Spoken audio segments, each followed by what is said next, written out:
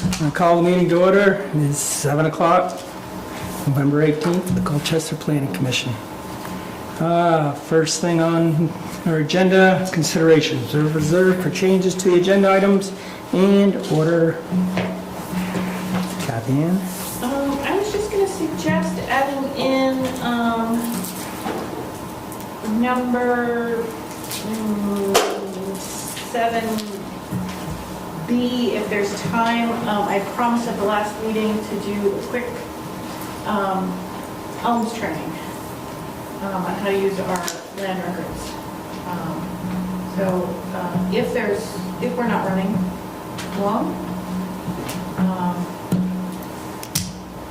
Sounds I'd like to good. do that. Probably no more than 15 minutes, but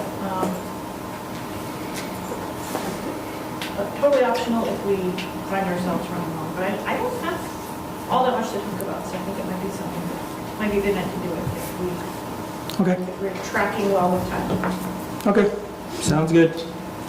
All right, so we got comments and questions from the public. We're good there. Commission discussion, potential items for future updates to the Land Development Regulations Supplement 49.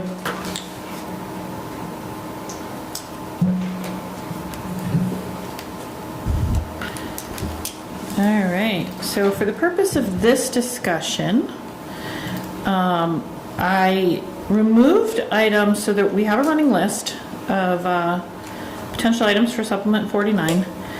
I removed the items that you discussed at the last meeting. I did make every change that you directed. Those are in the minutes. Some of them we actually made live while we were working on them. But I do want to hold space for you if you want to look at any of them or talk about any of them. I do have a list, I think, on here. Just so you can refresh your memory, we talked about medical office. We talked about temporary fencing, food trucks, automobile sales on residential property. So A through D we got through last time. So I removed it from the memo just to shorten it up. But if you want to circle back, now's the time. So, food trucks. Food trucks. You want to talk about food trucks? Yep. Okay, let me pull up. I'm just going to actually go right into the language since it's all in the same spot. Yep. Just give me a minute because I forgot to have it open for you. Oh, this might actually take a minute because I think I'm connected to the wrong Wi-Fi. No, I'm not.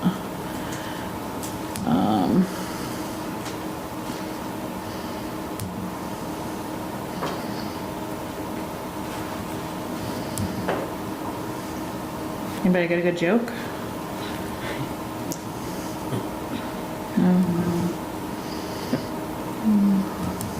I feel like that's something I should start keeping in my back pocket. Like I should keep a series of these in my back pocket, and I don't have any like ready to go. I have one that's kind of PG-13, but I won't say that one on. It's more like PG-15. Okay, here we are. We're opening up. Just filtering through the air. Here we go. Okay, food trucks is section. Where did we end up putting it? Food truck? For the ones that was sent to us from. Yep. So we could go back to anything that you want to see it that you saw last time. Okay. Food truck one interests me because I want to make sure we're user friendly on that one. Seems to be a big thing out there, but we don't seem to be able to, from years past, get people to understand that we're back on track here. We're moving forward, being a little more business friendly. Here we are. Food trucks. Yeah, that seems. Why do you think that? From years past, I don't think we were as business friendly as we should have been. Okay. And I do now think we are business friendly, as we should be. Yes. But it's all these little detailed things that we're changing. They're making people happy, I think. That's Let what me make it bigger. so far. Okay. That's what I feel. And that was one that interested me last time and I wasn't here, so I'd like to Sure. just see if we're all on the same page. Yeah. So, do you, Yeah, you're definitely gonna poof it. okay, I'll go even bigger.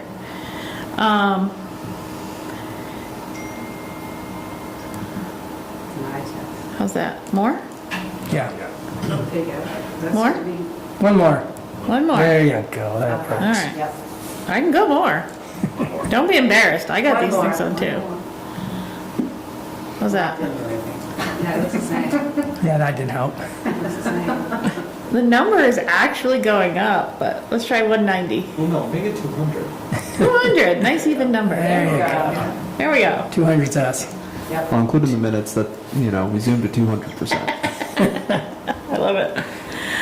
Pay no attention to the colors. This is what happens when, word is just funny. This is what happens when two of us work on the language. So I think I'm red and Zach's blue. But it's all new. This entire section is brand new. So everything is new. We'll fix it before it goes to any sort of public hearing. It'll all be red. Do you want me to go through the whole thing, Rich, or is there a certain, did you look at it and you want to talk about a certain section? I did. Most of it looked pretty good, but some of it was, I didn't get the porta potty thing at all. Okay. Do you want to skip to that, or do you want to go top to bottom? How long is this? This is not that long, is it? It's not that long. Let's just go through it. Okay. It's all right. So I'll walk through it. So we started with a definition. So last time, just to catch you up, Rich, we did talk about, we spent some time on the definition because there's this temporary short order restaurant. So there was some talk about that. That definition is actually currently in our regulations with it being a short order restaurant. Because it kind of is. It's the reason that we decided to keep it is because it's consistent for us when we're doing anything related to traffic or parking. It's just a use that already exists that makes some sense. It doesn't mean that that it's brick and mortar because we addressed that it's not. Right. So operating out of a truck or trailer, meant to be seasonal. We do talk specifically that it's capable of being driven or towed off-site without difficulty or specialty equipment. This is differentiated from things that maybe were not built brick and mortar, but kind of function that way because they have no axles or wheels and they just sort of plopped there. And well, you've seen them. Yep. So they really are meant to be mobile and sort of truck-like, but they could be in a trailer, which is why they're called mobile food units instead of food trucks. And we're intending to distinguish this from a peddler, which is like, Mr. Dingling, the ice cream truck that drives around town, and really just only parks as needed for special events or something like that, but doesn't set up for any very long length of time. That would be treated differently. So basically what a truck like that would do is get a permit to drive around town. He gets a peddler's permit from the select board. I think it's like $60 or $75 or something, and he's good to go for the season. As long as you don't stay in one place or any place and park yourself for less than 10 days. We talked about this last time. So you can still do special events as a peddler, but as soon as you exceed 10 days of parking somewhere, you become a different use. 10 days is like sort of a magic transition break that we use for a lot of things when you're not really temporary anymore. So I know there was some concern about, people who are at the 4th of July or in the park a couple weekends or at a Maz's event here and there. Those are still different. Those are not necessarily food trucks. But as soon as one wants to set up there for half a season or a season, then this would apply to them. Does that all make sense in terms of distinguishing between a peddler and a food unit? Yep. Okay. So then we have a series of standards associated with that. Ooh. Hang on. So what happens when you make it big? Let me get back to 1. Registration. Has to have a valid registration. Again, this is meant to be something that is mobile. So the trailer or the truck itself has to be registered. This is pretty common. I did a lot of research on other, Zach did as well, on some other food unit or food vendor type regulations, and this is pretty common in other towns around us. Yep. Location, this is one we talked about through and through, but common, and so I put it in here. Mobile food units are permitted on lots which are non-residential. So it would not necessarily be able to set up, in the parking lot of Briganti Woods or your neighborhood for the season. Yep. But it could be in the Price Chopper parking lot, for example. Yep. Again, this is seasonally not, I can't drive through it. Yep. Wastewater, so they have to get some sort of permit from the state. The state will determine what that looks like and what they're allowed to have. And we're going to leave that up to them. If a holding tank is adequate for the state, it's adequate for us. But they need to get something from the state that says that they have adequate on-site wastewater. And that's after we've gone through our stuff. You're all good. Now you go to the state. No, we would send them to the state first. Send the state first. Yep, so they gotta come to us and prove that they have this. Okay. We wouldn't take the next step with them until they have that in hand, and that's common for a lot of what we do. Okay. Even an accessory dwelling unit, for example, has to prove to us that they have wastewater for that additional unit. All right.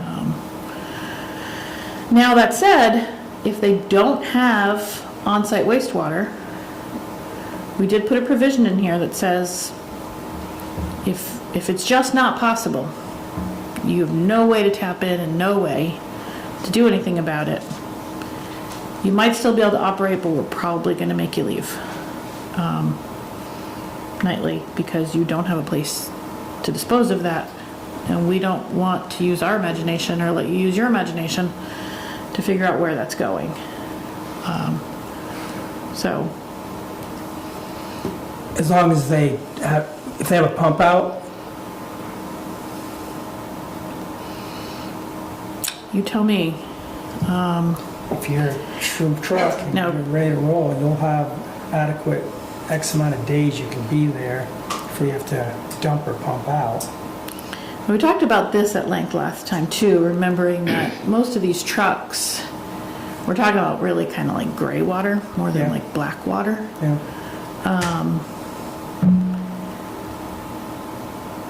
You're probably not paying for a pump out because you're probably going through that sort of thing fairly quickly.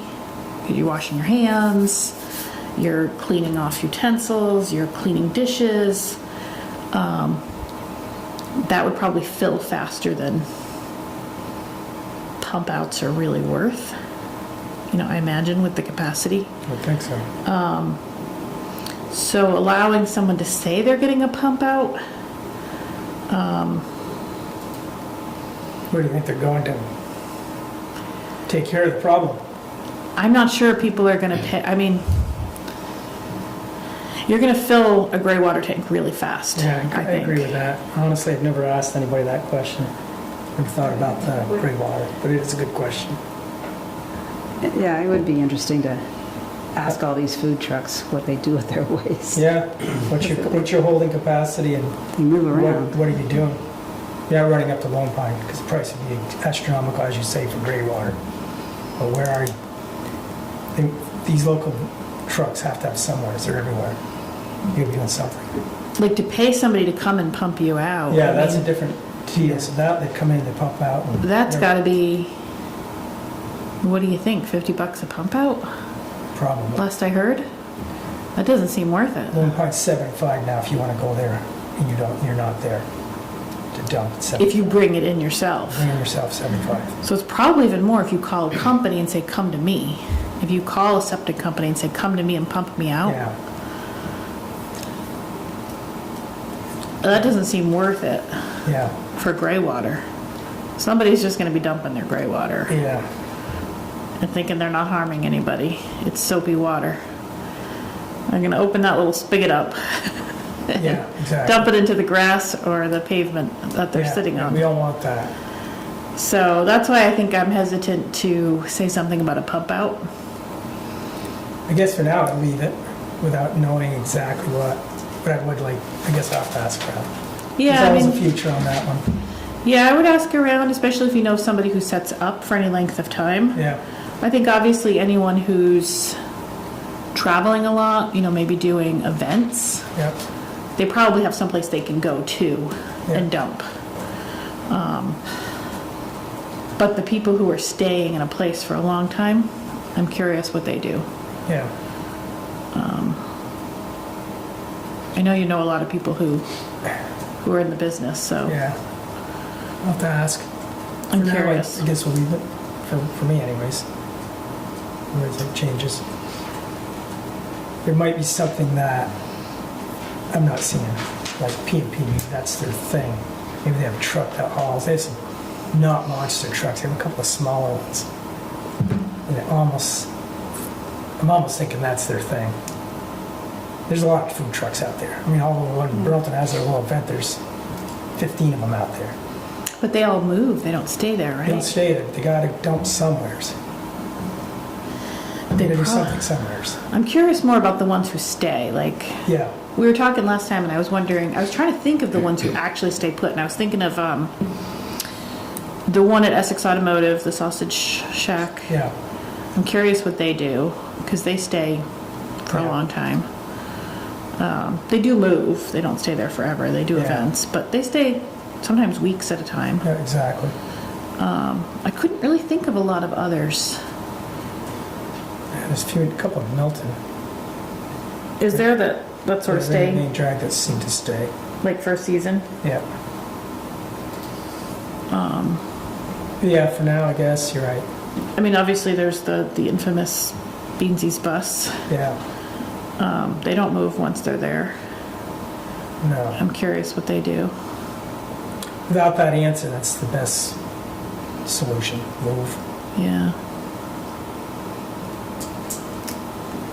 Unless they can prove something different. Yeah. So we can leave it for now. We can always change these things as we hear from folks, but, Yeah, and if you know of anybody, feel free to invite them in to talk. Next time I go to one, I'll ask. yeah. Huh? Do you know? Next time I go to a food truck, I'll ask. We do the There wastewater. you go. Do you want to move on to 5? Yeah, go ahead. Oh, wait, 1, 2, 3, 4, temporary outdoor seating. Yeah, Not 5, 4. So we talked about this, 16 people, 16 is the limit, under wastewater. So, wastewater that we looked up last time? It was the Vermont Department of Health. Department of Health, limits you to 16, so, we're just carrying that over. And basically this says, some common sense stuff about not putting it in a circulation lane so that people don't get run over. And then other things that are maybe up for discussion. I wrote in here that the seating shall be temporary, no foundation or underlying structure. So you can't build a deck to put it on. You can't make anything permanent that's going to be there, year after year. And then we talked for a little while about separation. We had something different here and we changed it to just a physical barrier. I think we had something like robust or some other words. So we changed that to just a physical barrier yeah, to leave it more flexible. So it could be a rope, it could be planters, it could be even a grassed area that separates the parking from, where the seating is. Just something that you don't have seating in the middle of your parking lot, essentially. That's really what that's intended to do. Create separation, safety. okay.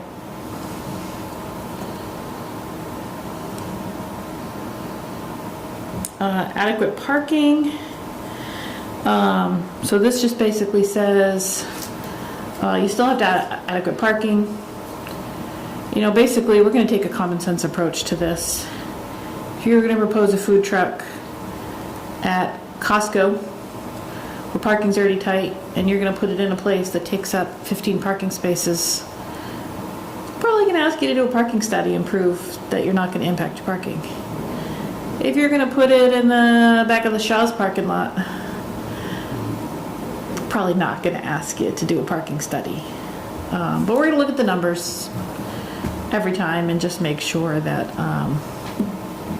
you're not impacting the needs of the existing business and the needs of the parking, or of the mobile food unit. And that the location of it doesn't impede the site's ability to provide parking for customers, especially accessible spaces. If you're required to have those, we don't want to see a food unit in those accessible spaces. We don't want it obstructing traffic or anything like that. So Okay. that's what that says. That theme carries into 6. Carries forward a little bit more and said that the food unit should be set up so that customers can queue safely. So if you are going to put it in a parking lot and take up parking spaces, you don't want your customers having to stand into that drive aisle. Maybe 1 or 2 can fit there, but if you start to have a line of 5 or 6, good for you, that means you're successful. And the only place to go is in the aisle where the cars are coming through. We don't want that. So we're going to ask you, as you permit this, to show that your customers have a safe place to stand, and not towards a road or a drive lane.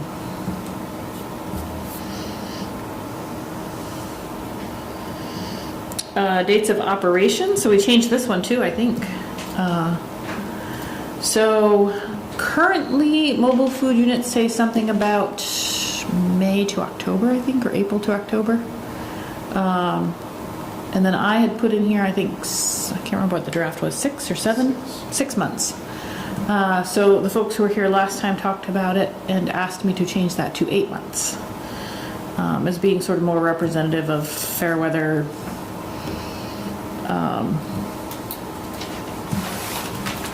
operation. So 8 months is what's in here. That's really the takeaway for that one.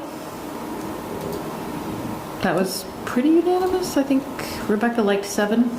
But No, I'm the one that suggested the 8. Oh, okay. Because the Somebody date, liked 7. the dates that you had from April to November, whatever, was 7 months. Oh, okay.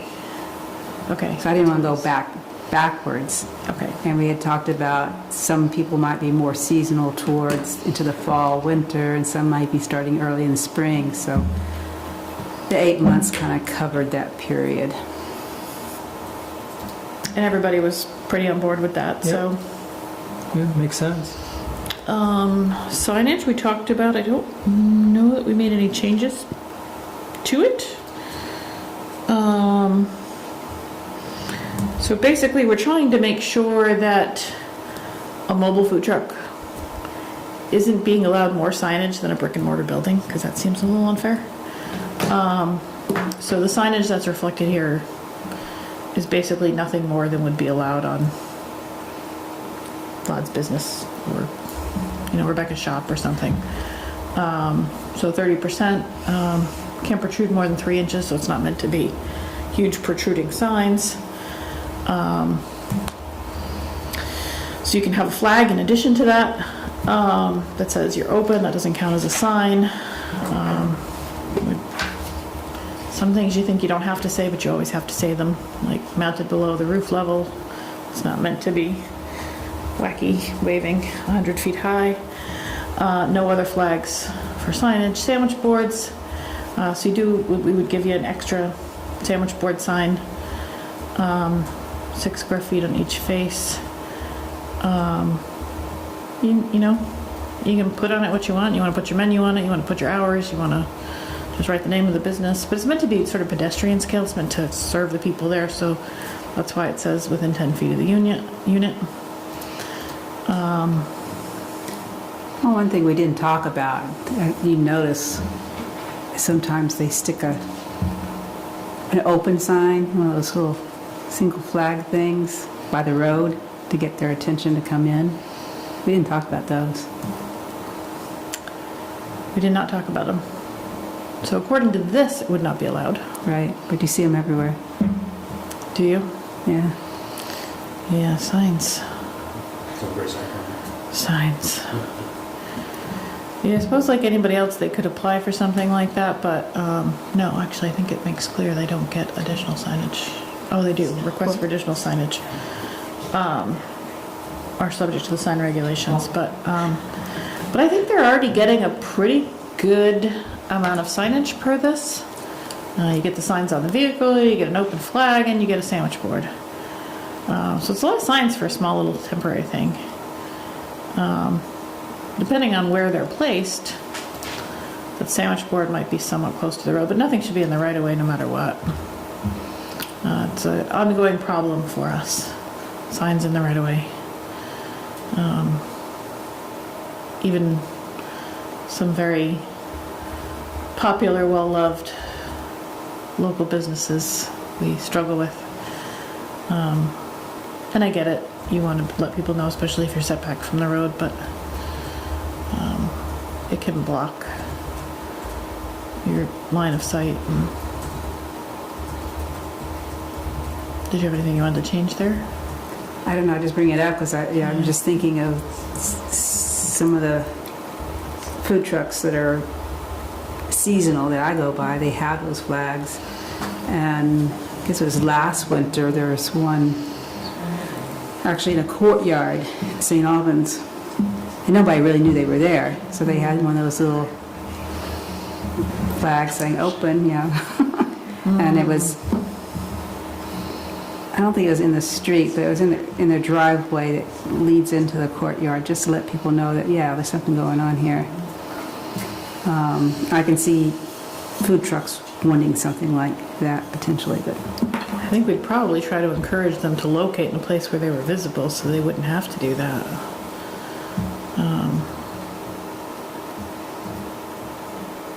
But our overall theme here is to not give a food truck more than we would give any other business.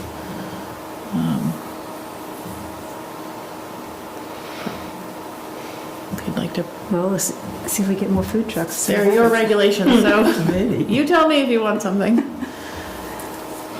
Well, you got D in there, request for additional signage or Yeah. subject, so that could cover it. Okay. Hours of operation, Rich, I think we changed this just a little bit. I think it had said 9 and 6:30 a.m. and now it says 7 a.m. Which is in line with some other parts of our regulations. Yep. Wait a minute, shouldn't that be the other way around? Shouldn't it be from 7 a.m. to 9 p.m.? Shall not Oh, not operate. operate. That's weird. Why don't you put it the other way around? What would you like it to say? It is kind of Okay. like double negative sort of. I know. Usually when you say hours of operation, that's your mindset is saying, okay, these are the hours you can work between, not the ones that you shall not operate between. It's sort of how we handle a lot of them and how I saw a lot of the others written. I figured there must be a reason for it. Because I think, Well, like for instance, we write specs when a contractor can work yeah, and gives the hours that he can work. you read it in And there. on weekends, what Yeah. hours he can work. It's not the hours he shall not operate, it's the hours he can work. I don't know.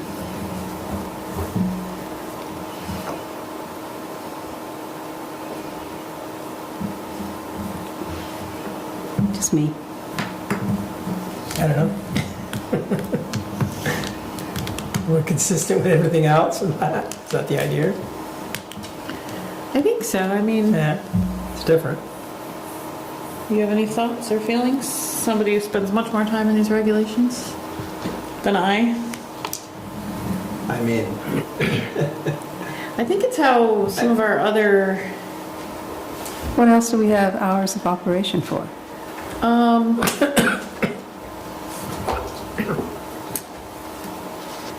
Restaurants, I guess, bars. No, there's No? something else I'm thinking of. so the performance standards section does identify a time period of reduced noise for a use from 9 p.m. to 7 a.m.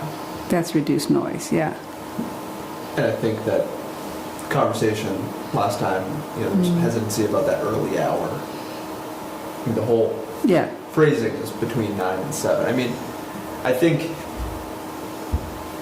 there's probably some, if it's phrased in the positive about, the hours of operation, maybe between 7 a.m. and 9 p.m.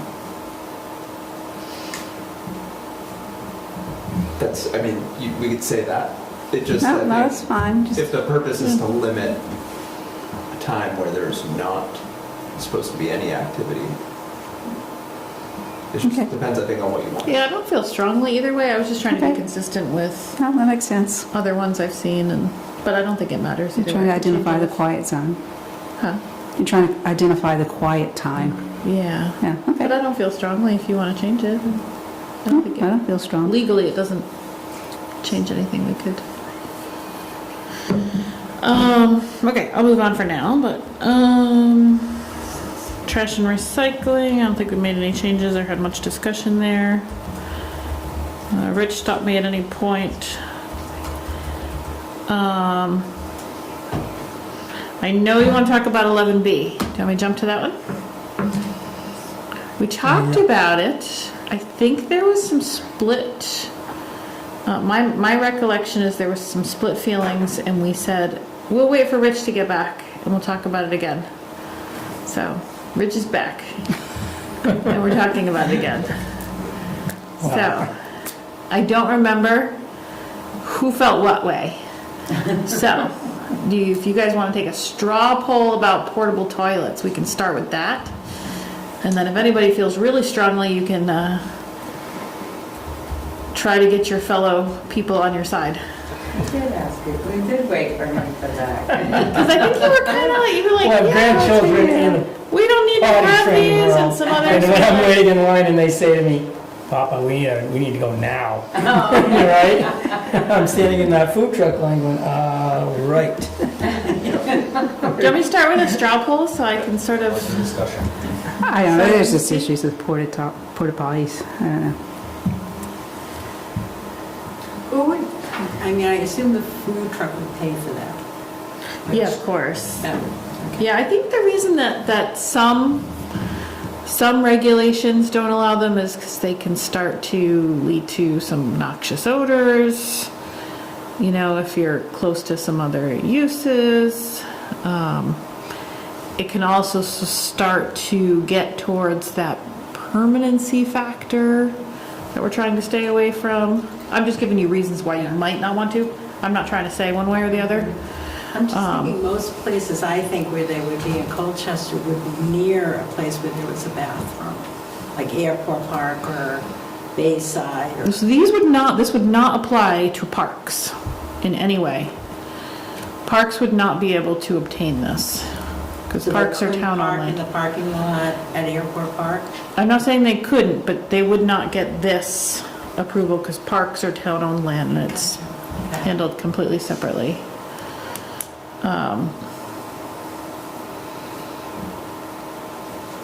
Unless the porta potties, are kept up and sanitized and kept clean. They're not going to have their own personal porta potty, so whoever they use for a They company rent them, yeah. will roll in there. And if there's a complaint, that company will be all over taking care of it. Because they don't want to complain either. If you don't put locks on it, then you can get people in there after hours. They're used a lot on construction sites. There's issues with them. Yeah, you would probably know a lot more about that than. Yeah, so all the porta potties we're putting now on construction sites, we're requiring them to lock them.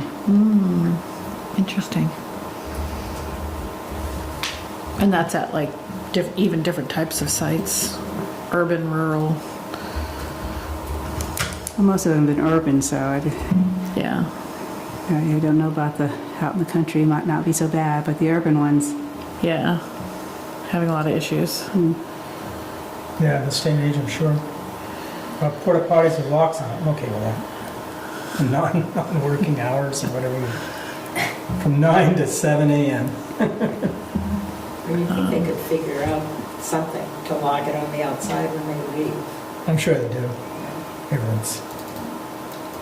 But I think you need it. I'm just trying to think where you would have a food truck that would be near a bath. Price Chopper parking lot. Yeah. But they have bathrooms in Price Chopper. Yeah, but it's a private business in a sense. So you're, If you're a little kid, that's a hall. but, Going. well, That's fine for adults, but when you're between I know. No, Four. I have grandchildren. there you go, before 10, it's gonna be a I problem. just don't know where they would be where they couldn't. That's that part. okay, well, like Briganti's never had one. Ooh, The Briganti's hot dogs, Michigan dogs, they never had a porta potty. around the corner. Yeah. Did you think they stood there all day without a porta potty? I don't know what they did, but They definitely I had. didn't But see the one issue for the becomes- public. the No. issue becomes that we have to change the porta potty, what is it, code? That we can't have it over 15 days. That was the reasoning last time. We do have something in our We do have regulations. something like that. Because it says you can't have it for more than 15 days. So if we change that here, then we have to change it in the regs for porta Wow. potties altogether. Which is not impossible, you're in the regulations. But yes, we would have to change that section. We do have a section in our wastewater standards about not being allowed a portable, well, we might have an exception for construction. So the regulation Look at him. allows for Ready to go. portable toilets as a temporary use under 207E6 when they're on a property for less than 15 days in one calendar year,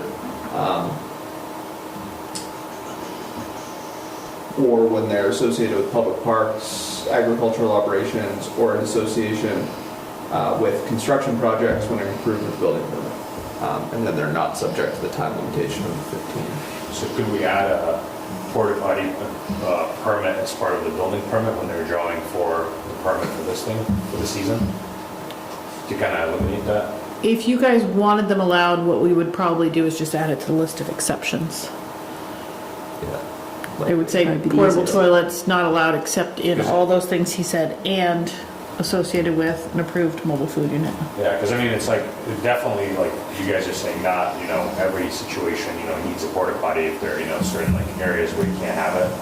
But if there's plenty of area, or if it's like an acceptable, I guess, area for a porta potty or something like that, can we add it into like the permit application of some sort? I think if you want to allow portable toilets, you either say yes or no. If you leave it up to staff to make a decision as to whether or not they're okay or not, it starts to be problematic. They won't add it if they don't think they need it, because it's just another expense. That's And- one thing. Just to add a little bit more context here, found a nice fact sheet from the Department of Environmental Conservation, and they require a wastewater. So portable toilets regulated under the wastewater rules. They're allowed on construction sites at events lasting 28 days or less without a wastewater permit. Over 28 days, it seems that you would need a wastewater permit for a portable toilet to be on a property. So if you're talking about a season, it's likely that that will also trigger some sort of review under the wastewater section of this set of regulations. Which mobile food units most probably won't want to go to that hassle, I would assume. Yeah, big assumption, but So if they go for the wastewater permit and want to put in a porta potty for less than 28 days, the state's okay with that? Is that what I understand? And a week later, they come and put another one? Right. But can they do that without our whole permitting and restricting? So can we restrict a porta potty if they go in and the state says, yes, you can have it for less than 28 days? We can still restrict it on our end? Okay. Because I know there's a lot of things that you we can do. restrict all kinds of things the states allow. Okay. So you'd want to restrict it for the food trucks? No, I don't. Oh, okay. But I was just wondering if that's the way they jump through a hoop. You could probably just do it, so you have to have it like serviced after 28 days, just because Right? probably in certain situations. Yeah. So kind of like to regulate that. But Yeah. Probably to prevent people from getting around the need for wastewater, dealing with the wastewater issue. If you need something that's gonna be there that long, you're doing an end around for dealing with the wastewater Yeah. that you're generating or that you need. You know, if you start to need portable toilets for 3 months, 6 months, 9 months, maybe you should be dealing with the wastewater in a different way. At least they want to evaluate that and say, yep, you are fine, you know, you're a mobile food truck who's here for 6 months, that makes sense. But if you're getting a portable toilet because you're Sarita's Cupcakes and you just don't want to put in a new toilet for all of your fantastic employees, and instead you want to put a portable toilet out Oh, back, that won't fly, yeah. they're going to be like, no, Sarita, give your employees a proper bathroom. Yeah. I'm sure if Sarita had Sarita's Cupcakes, she would treat her employees well. Just want to be on the record. You wouldn't be able to get that past the state building code officials either. Yeah. Plumbing inspector would never allow that. So just, I imagine that's why they want to check in at 28 days to make sure that, Well, I have no problem taking it out. And that means that just- any food truck would have to get the wastewater permit in order to get their portable toilet.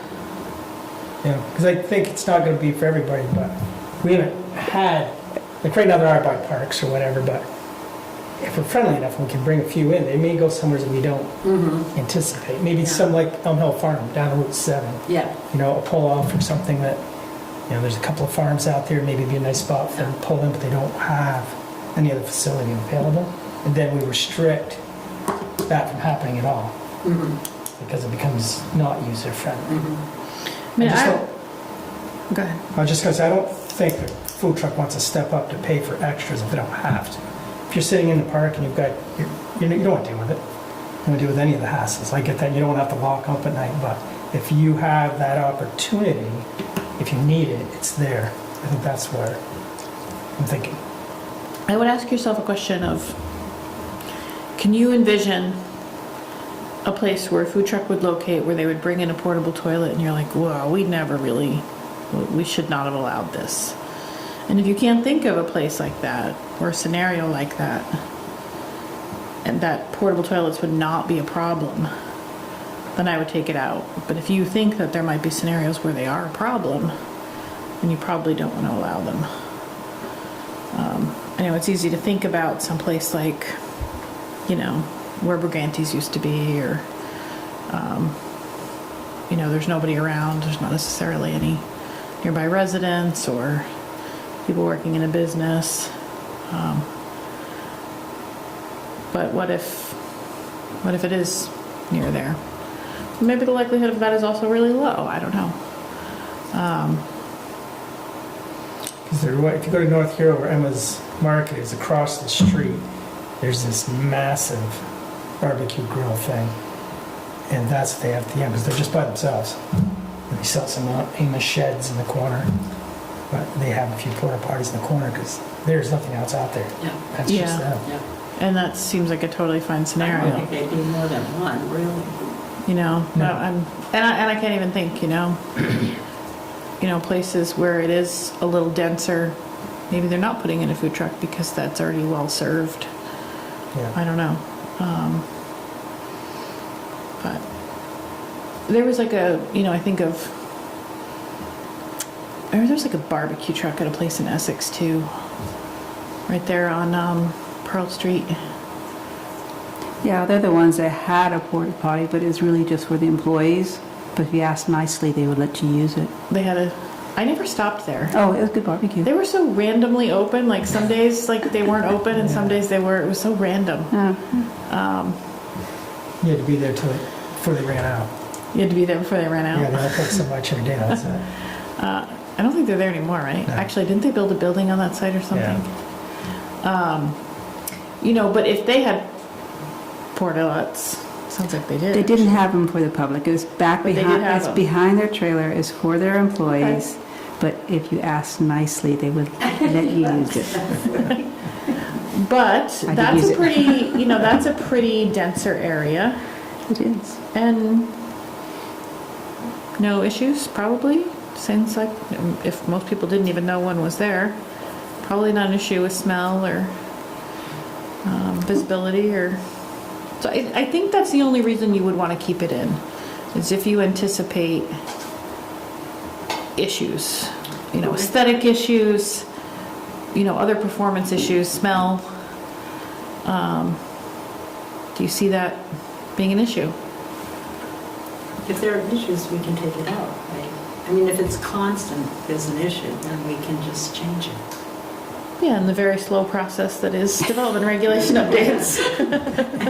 Supplement 50. Or 53, who knows? Well, in those regulations that Zach read, does it say anything about maintenance of these things? No. No.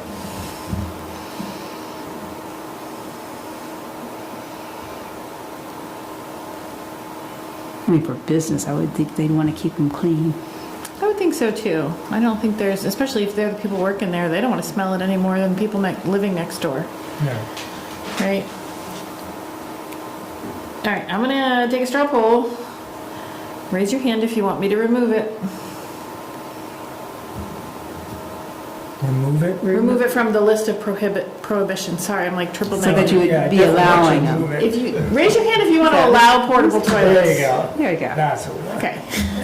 I'm gonna remove it from the list of prohibited things. There you go. I'm gonna It's do almost as it, bad as 97. sorry. I'll make another recommendation that if you want to add any enforcement language, that you assign that to the health officer. Hey, I'm the health officer. So I am gonna make a note. Zach, what was that section that you were reading earlier with the 207E6. 207E6? So we will have to change that.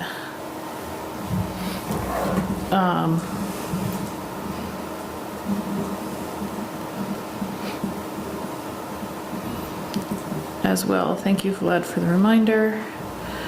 Allow toilets for... Okay, so that'll be in your next set of updates. I'm not gonna make that while we talk, because that's in a whole different section. Okay? Move on? Yep. Okay.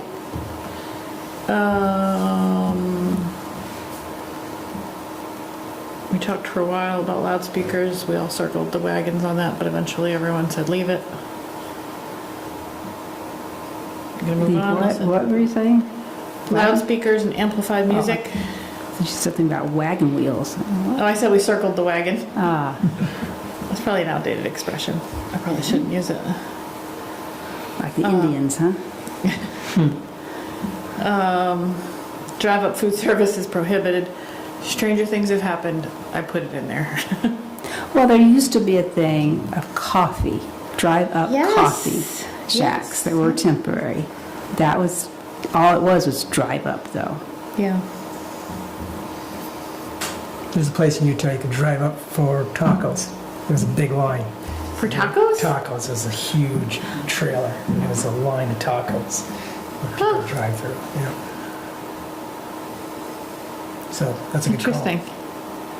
We don't drive through trucks. There was a place that I stopped at in Canada last summer. It like wasn't it was drive up, but not quite like the sense where you pulled up to a window, but it was like a poutine truck in like the parking lot of Canadian Tire. I can't make this up. It's like a true thing. Canadian Tire parking lot, and there's a poutine truck, and you could drive up, but you just talked to there was like a person hanging outside, and you gave them your order.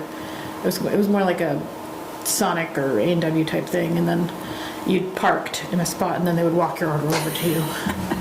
So it wasn't like you waited there and they got you your fancy, like 10 different kinds. You could get taco poutine. It was fascinating.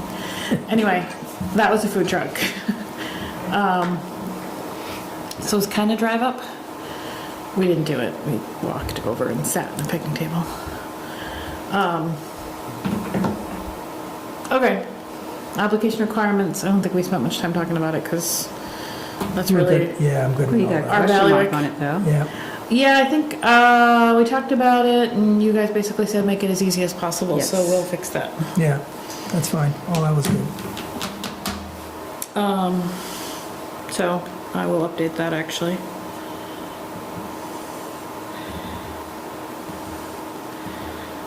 I'll clean it up more later, but.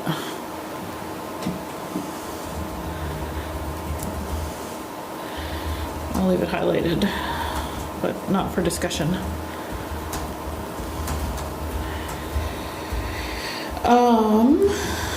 Let's see, is there anything left that just says what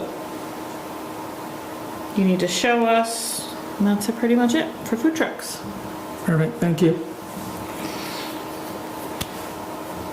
Okay? Yep.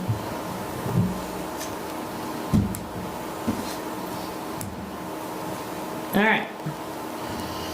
Now let's move on to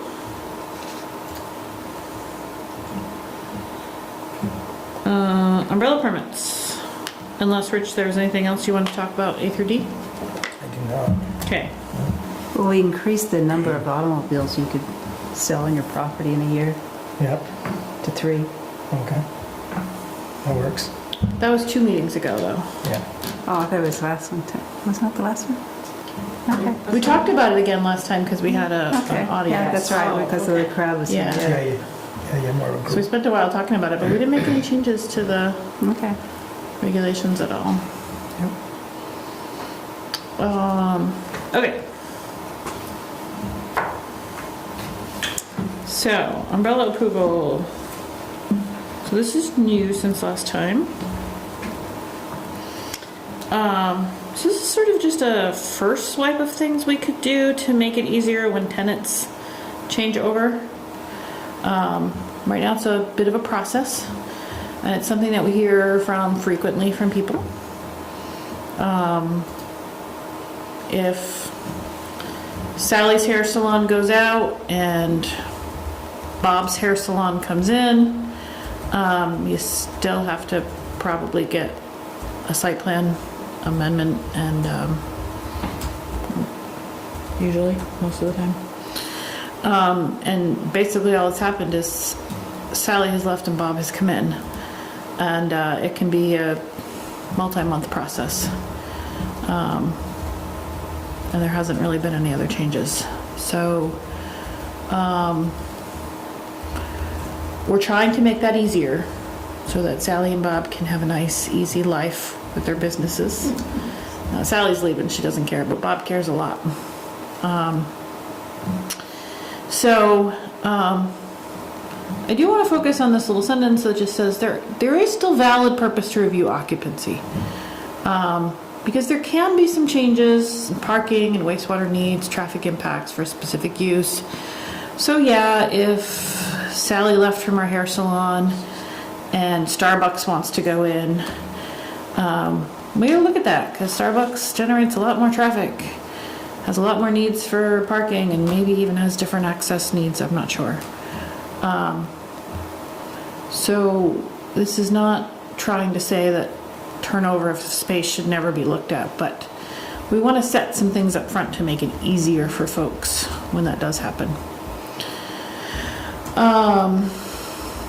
So I don't have a lot of text right now, but I do have some broad framework.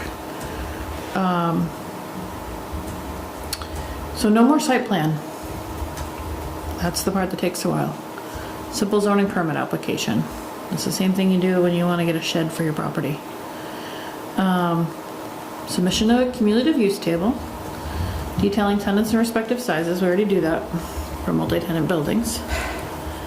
Approved if the totals of the impacts are below whatever your previous approvals were. Or if you want to do the research and say, at some point, here's what our highest was, and we're still under that. Because some spaces turn over a lot. And if at some point you've shown us that you can accommodate something like a short order restaurant, which is one of our highest impacts. If you used to be a short order restaurant and now you want to be Sally's Hair Salon or Bob's tax office or whatever else. We want to make sure that you can be all those things because you've already shown that you can accommodate the highest use. So anything less, easy peasy. That's the goal of this. For a new property, or for those which want to increase,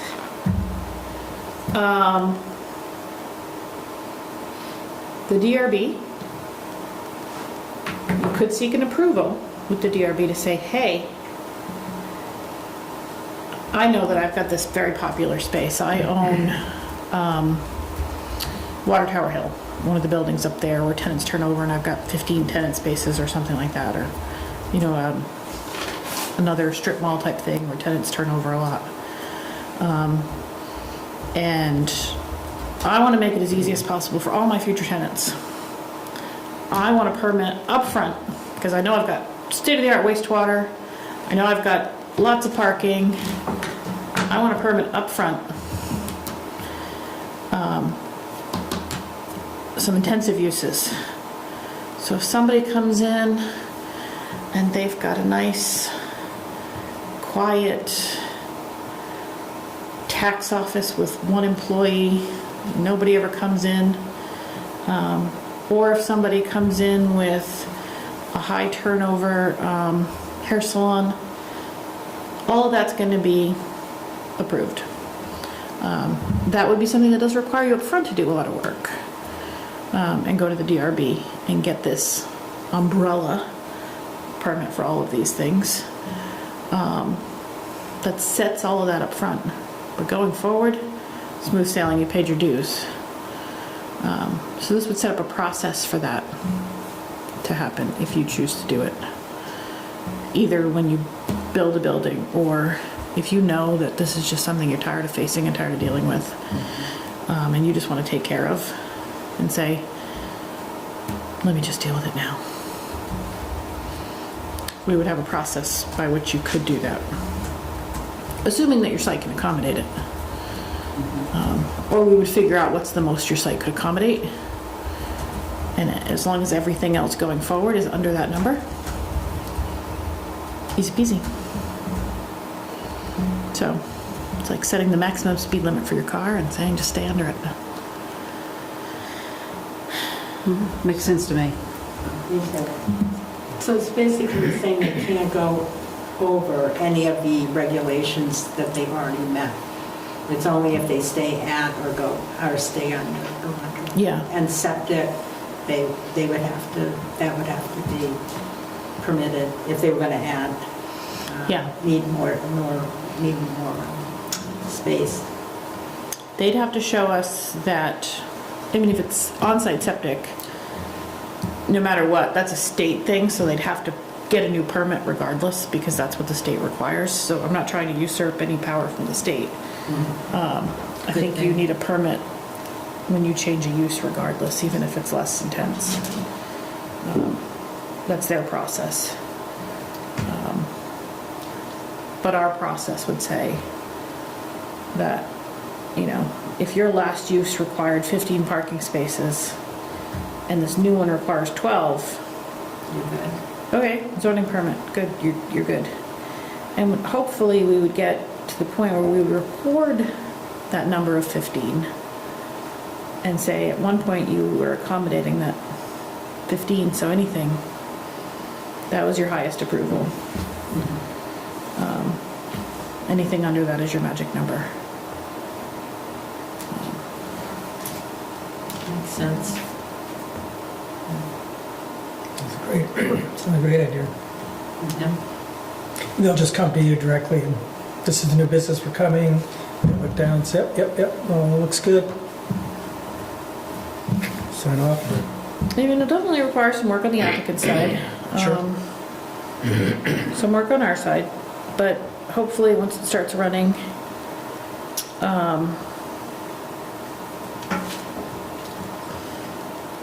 It'll make for a quicker process once you get I hope so. I mean, Zach does a lot of this work now, all this work, actually. So as long as he's on board. Yeah, so generally, a lot of these changes of use are handled through an administrative site plan amendment, which doesn't go to the development review board, but it still comes with development review board appeal periods Yeah. and review periods and application fees. Try to be a little faster in our review of them because they're simple, but there's still some time associated. Yeah. And really at that time, we're looking for what's your wastewater capacity, what's your water capacity, where the vehicle trip ends, where the parking spaces. And there's a good number of buildings that are,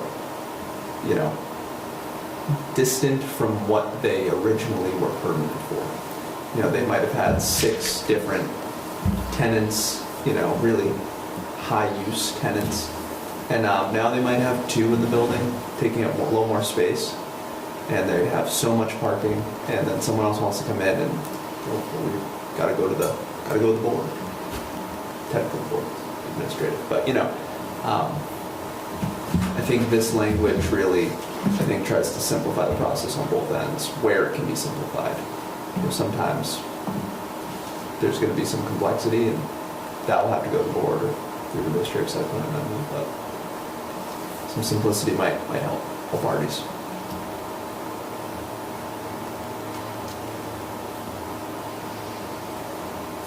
Yeah, I mean, it could save as much as, it could save money, it could save, even 2 weeks, 3 weeks can make or break a deal Yep. for people looking at spaces. And it allows more staff in our office the ability to review these applications. So there's the draft text on the first part of that. This doesn't set up the process yet for what would happen if you want to increase your numbers, but. All right.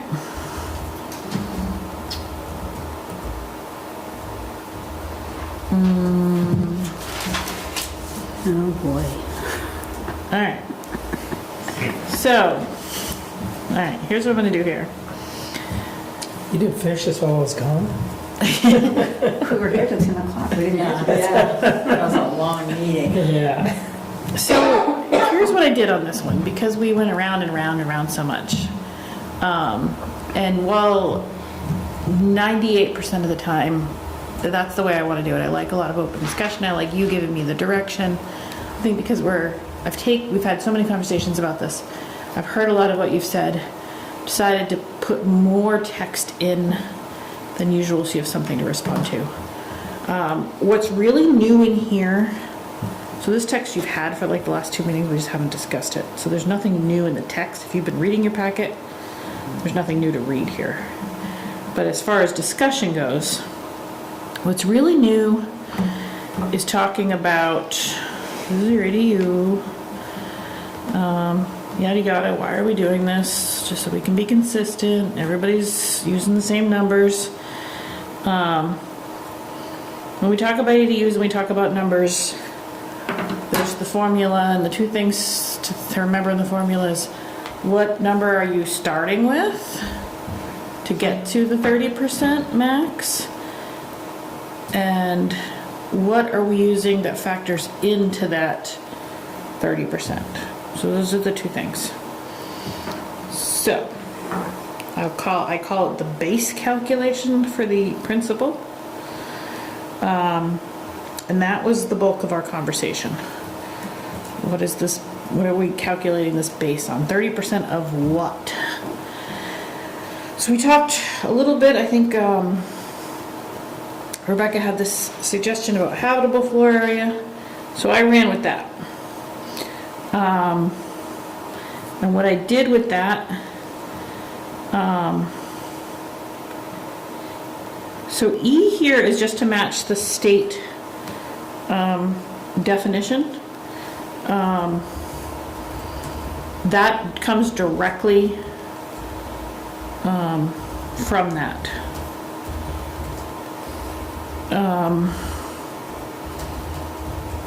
And then I went, I'm a little out of space here.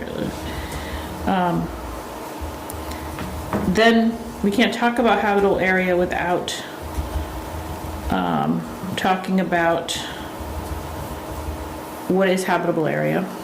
So for the purpose of this, we're defining habitable area as finished space per these regulations. So finished space is what actually makes it into the definition section. So 30% of habitable area, habitable being synonymous with finished. Okay? We can all make arguments that finished space isn't always habitable, but for the purpose of this, it is. Just to keep it simple. Because we do use finished space in other parts of the regulations, and rather than have two different terms, we're going to use one term for finished space. So because this is really what we're talking about, finished space, because we talked about, well, what about garages? What about basements? What about whether they're finished or unfinished? Or what if it's a barn? What if it's a workshop? What if it's whatever? So finished space. So this comes from our town assessor's office. Actually comes from, I think assessors across the state actually use this. It's pretty common.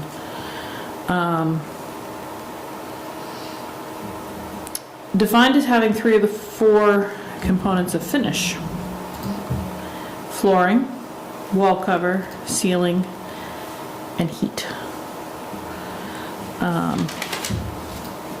So you're saying it doesn't have to have heat to be a finished space? Does not. Not if it has the other 3. My only issue is the garage, including it in the square footage. To me, a garage is not a habitable space, it's for vehicles. And some garages are pretty big.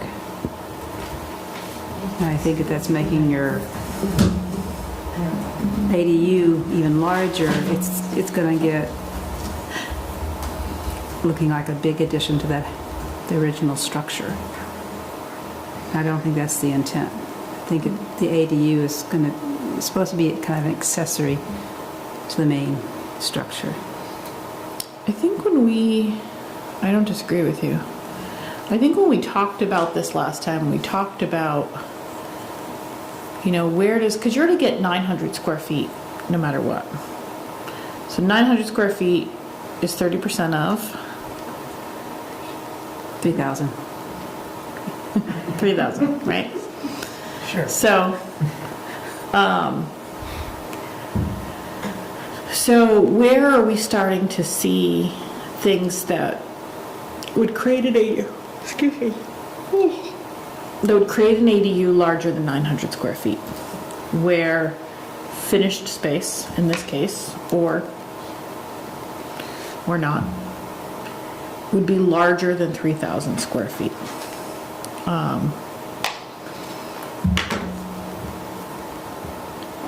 Most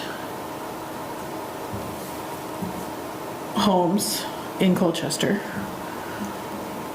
are under 3,000 square feet. And so they are probably getting that 900 square feet by default for an ADU. Rarely do we see it much larger based on the first calculation.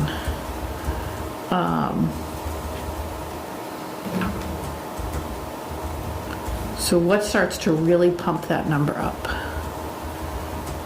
Is it your standard 2-car garage? No, it's more like the 3-car, 4-car garage. Yeah. The outbuildings. I don't know if you count the outbuildings because they're not part of the Oh, you'd main be surprised. structure. Really? Not that we do, But it wouldn't the be habitable requests- space. Huh? How would outstructures sound to me like they're not habitable spaces? So- Right now, we haven't been using habitable. That's why we're doing this, Okay.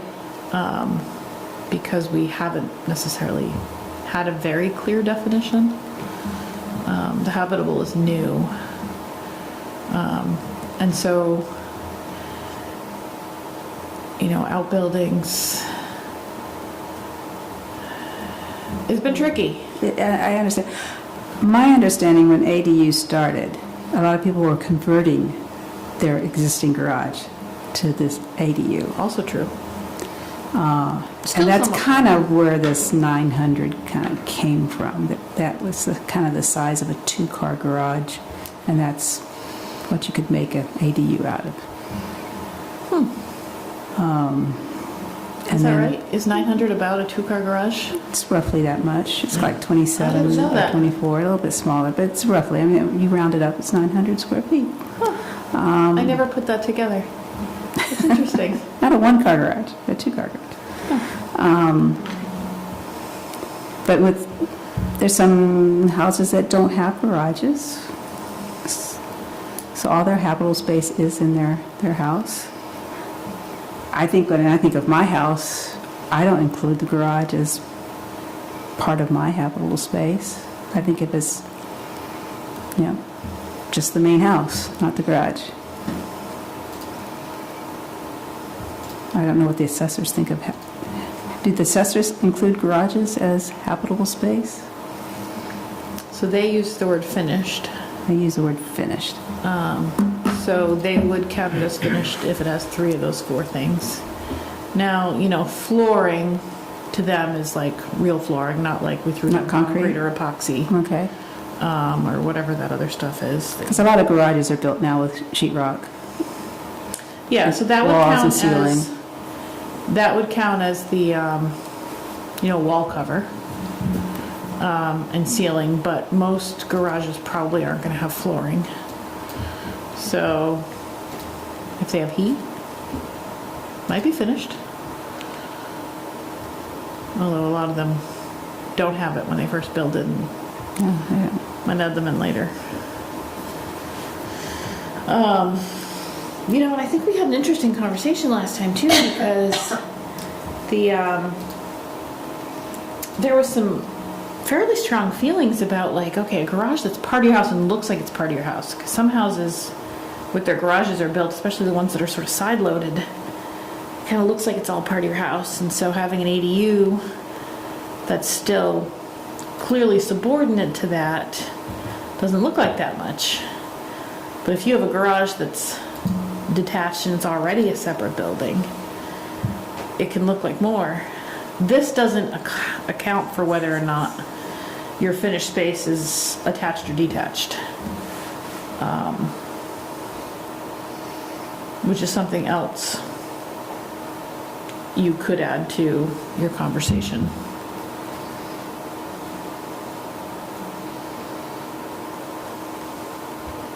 I know there's some hearty discussion about that. But wouldn't if, for example, if it exceeds or doesn't exceed, you can go to a duplex regardless, and then you'd just be limited by wastewater capacity. It's one structure, like the setbacks of the yard. So there's always a workaround on that also. Yeah, it's a fairly new workaround. So, yes, a lot of people who come in starting to talk to us about an ADU, I shouldn't say a lot, there's only so many people who talk to us, but a fair amount of people who start to talk to us about an ADU end up going down the path of a duplex. Usually because of the principal owner situation, I think more, is that fair to say? Than the size issue, because for an ADU you have to live on site, the owner has to live on site. For a duplex, you can rent out both sides. But you would be limited to 900 square feet at that point. Correct. So just kind of would defeat Yeah, that argument. right, that's a new one, yeah. And overthinking that. Yeah, the difference though, to keep in mind, is that a duplex has to have a shared wall. So anyone who's interested, so that's the downside to some folks. So people who are interested in like a guest house or a guest unit or something that's detached, whether because they have a large property or they just don't want a shared wall, a duplex won't work for them. Because your duplex has to be in the same structure. So, Finished space definition, though, if you have 2 garage doors, doesn't that kind of eliminate that? It wouldn't be a finished space with 2 big garage doors on it, would it? You'd be wasting your heat energy, that's for sure. Still a garage. Yeah. I mean, if you I didn't just- want a garage, I could get it if the whole garage is finished and it's no longer a garage. If it's a garage, it would be a finished space with 2 overhead doors. yeah, I So don't 3 know, out I've of never, 4 have you ever walls had are long done. conversations with our assessor about garages? I haven't. I did pull up an assessor's card while we were talking, and it seems like in a newer build, garage is listed not under living area, it's under floor area. So I think Yeah, they it's do kind of draw typical. some sort of distinction between the two, regardless of whether or not the space is heated. Yeah. I mean, I have no problems eliminating the garage. I definitely think it should be part of the main building. Yeah. There's no doubt, right? You don't want to bring the whole gang in. You no problem taking up the space of the garage. If it's not a finished garage, why they don't get the space? Okay, Yeah. They don't include the Living space. space, finished space, yep. okay with all that. But I don't see a finished space with 2 garage doors. But this definition would still, it doesn't eliminate that. Exactly, And yes. that's the problem.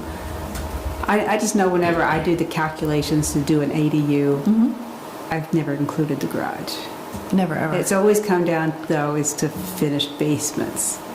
Because there's terms, you can't put bedrooms in a basement if it doesn't have the egress requirements. So sometimes basements are really not habitable. And there's always the question, do you include those? And it takes a lot of discussion with the local zoning. But when you think of, finished first floor, finished second floor, it's straightforward.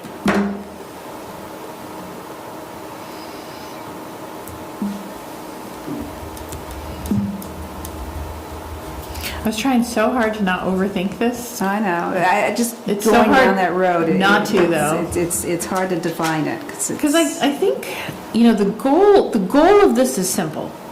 I think the goal is that, whether or not somebody builds an ADU that's 900 square feet or 1,100 square feet, I can't imagine we would even notice from the road. The thing that we're really weary of is when you do have a property where you do have the sort of nickel and diming, where you do have the 4 or 5 car garage that somebody wants to add in. You have the outbuilding that, sure, that's finished. We put up, sheetrock in it, or they might have or it might already be a really, really, really large house to start with. And then they add in even more things. And so your ADU now starts to be 2,000, 3,000 square feet, like larger than most people's principal unit. And so if that just happens naturally because the house itself is 9,000 square feet, it's still clearly subordinate. Then the house becomes the ADU essentially at that point. Yeah. But if your 3,000 square foot ADU only exists because we're yanking in everything into the Play-Doh, What would restrict you from someone coming in with a house plan that, their existing house, and they want to add in a large addition? And maybe have it so that it could be a future in-law suite. But it's not really an ADU. Are there mechanisms there that someone could come and do a large addition like that and not fall under the ADU? You know what I'm trying to ask? really sure. Okay. Like we would, I mean, if somebody has the land and the wastewater capacity, assuming that this large addition comes with any bedrooms, to put on a large addition, then we're going to permit their large addition. Right. Good for them. Whether they rent out that addition. Yeah, I mean, I Doesn't think it's fall. happening now, really.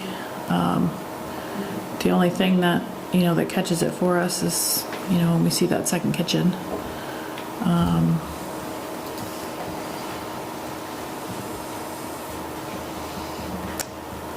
And sometimes when things are inside the structure, again,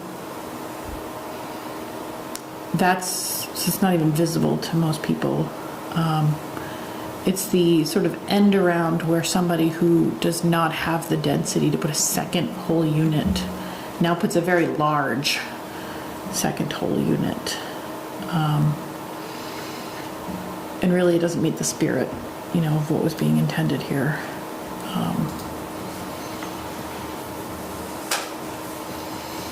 Can you have some discretion? Can you put in, does everything have to be defined, or can you say at the discretion of the? Oh, I mean, we want to define it, that's the problem. We want to make sure we're Tell us as close consistent. as we can, but can you have a caveat that says? I mean, you could say flat out if you want, garages shall not count, period.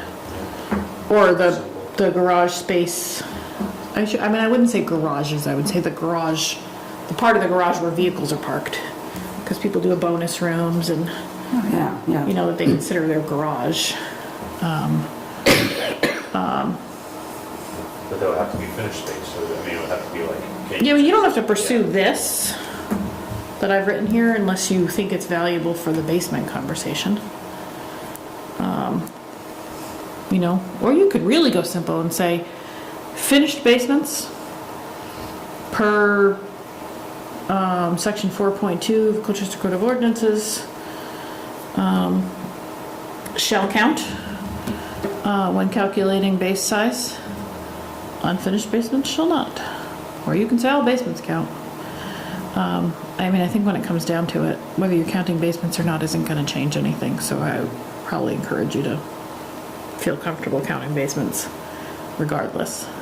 All I can think of is the old farmhouse with the dirt floor and rock stone foundations. Are there still a lot of those? There's a lot of spiders there. Oh, God, yeah. I grew up in one of those. It is Wasn't a not a farmhouse, though. habitable space. No. So maybe you get away from finished space and you just say basements shall count. The area where you park a car shall not.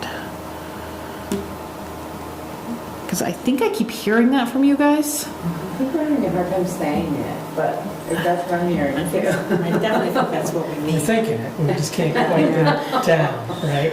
Yeah. So do you I think think, you're pretty close on it, it's just that little piece of the, I mean, we could scrap this all together if this is not helpful. All I can say is I look at an example that I did in St. Albans. It was a 2-story Victorian. The basement was, as I described, not really habitable, some dirt floor, stone foundation.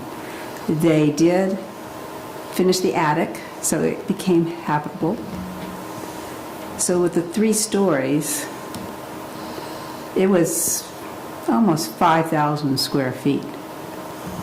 Just the 3 floors, not counting the basement. There was no garage. So we were able to get a good size ADU on that piece of property. It was tight. The property wasn't that big, but it was doable. What's the math on that, Zach? So 1,750 square feet, Huh? it's like 1,700 square feet. It was getting, it was over that, I think. It was a 2-bedroom ADU with That's a lot of square 2 footage. bathrooms, kitchen, dining area, living room area, and a shared laundry room. Was it a detached ADU or Huh? was it a detached ADU? No, it was attached. Okay. Was it part of that 6,000 square feet It, once you put it in? Or was the total, Let's say if the house had a garage, it was in the place where garage would most likely be. But it also had kind of a small attachment to the rear of the house where it had a shared laundry room. That was kind of the buffer between the two units. And it was the parents were wanting to make the ADU their space, and their daughter and her family could move in to the main house. So that it was a family thing, but it was still technically an ADU.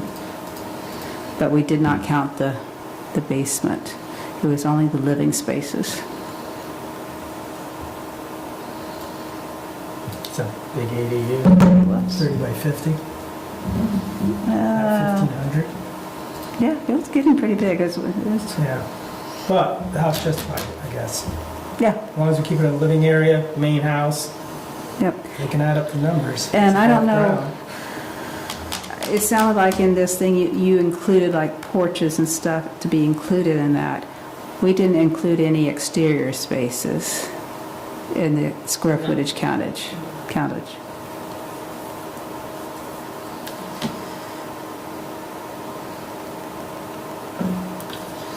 okay, so the state definition says habitable area.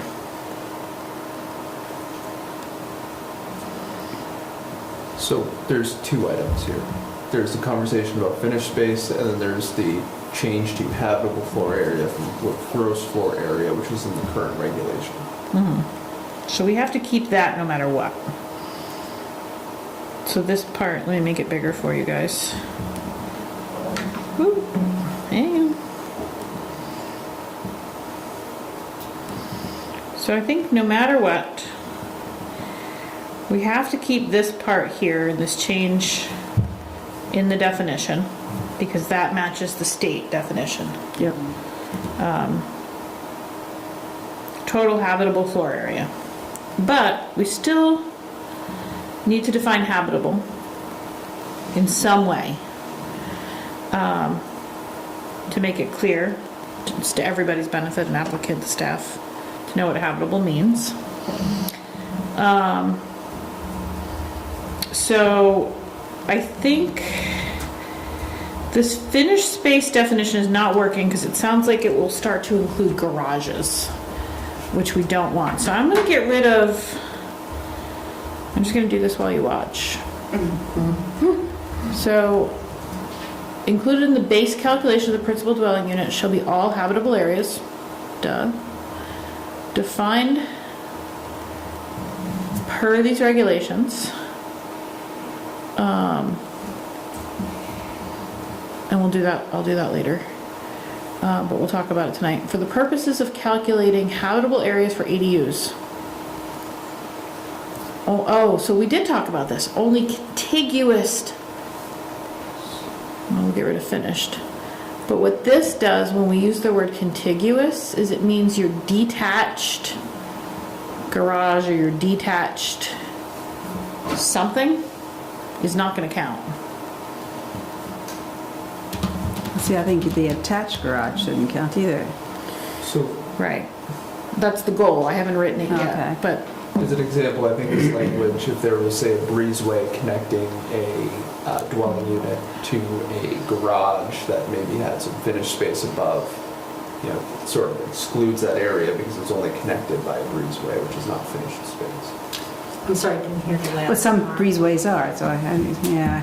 But you're right, if it's an outdoor screen porch type thing, it's not really a habitable space. yeah, so for example, if you have a main house, principal house, and then you had an outbuilding, and this happens more than you might think. Maybe it was a detached garage once upon a time, maybe it was a barn, maybe it was something. And you're working hard to get your base calculation up because you want a great big ADU. And you finish that space and you've created more living area. It's a rec room, it's an office, it's a she shed, it's whatever you want it to be, right? But you have to get a permit to do that. Yeah, let's say you've gotten your permits. Yeah. Maybe it's a garage on the bottom. it's not really part of your house, but it's nearby. Whether it's connected by a breezeway or whether it's standalone, this would make clear that that space does not count because it's not contiguous. Okay. So even though you're finishing off everything you can think of in your yard, it wouldn't count. Okay. It's really what is in that principal unit, not your pool house that you've now converted, not whatever other structures you have going on. It's, I agree with that one. Yeah, yep. but we're gonna get rid of the finished space. We'll say only contiguous habitable space.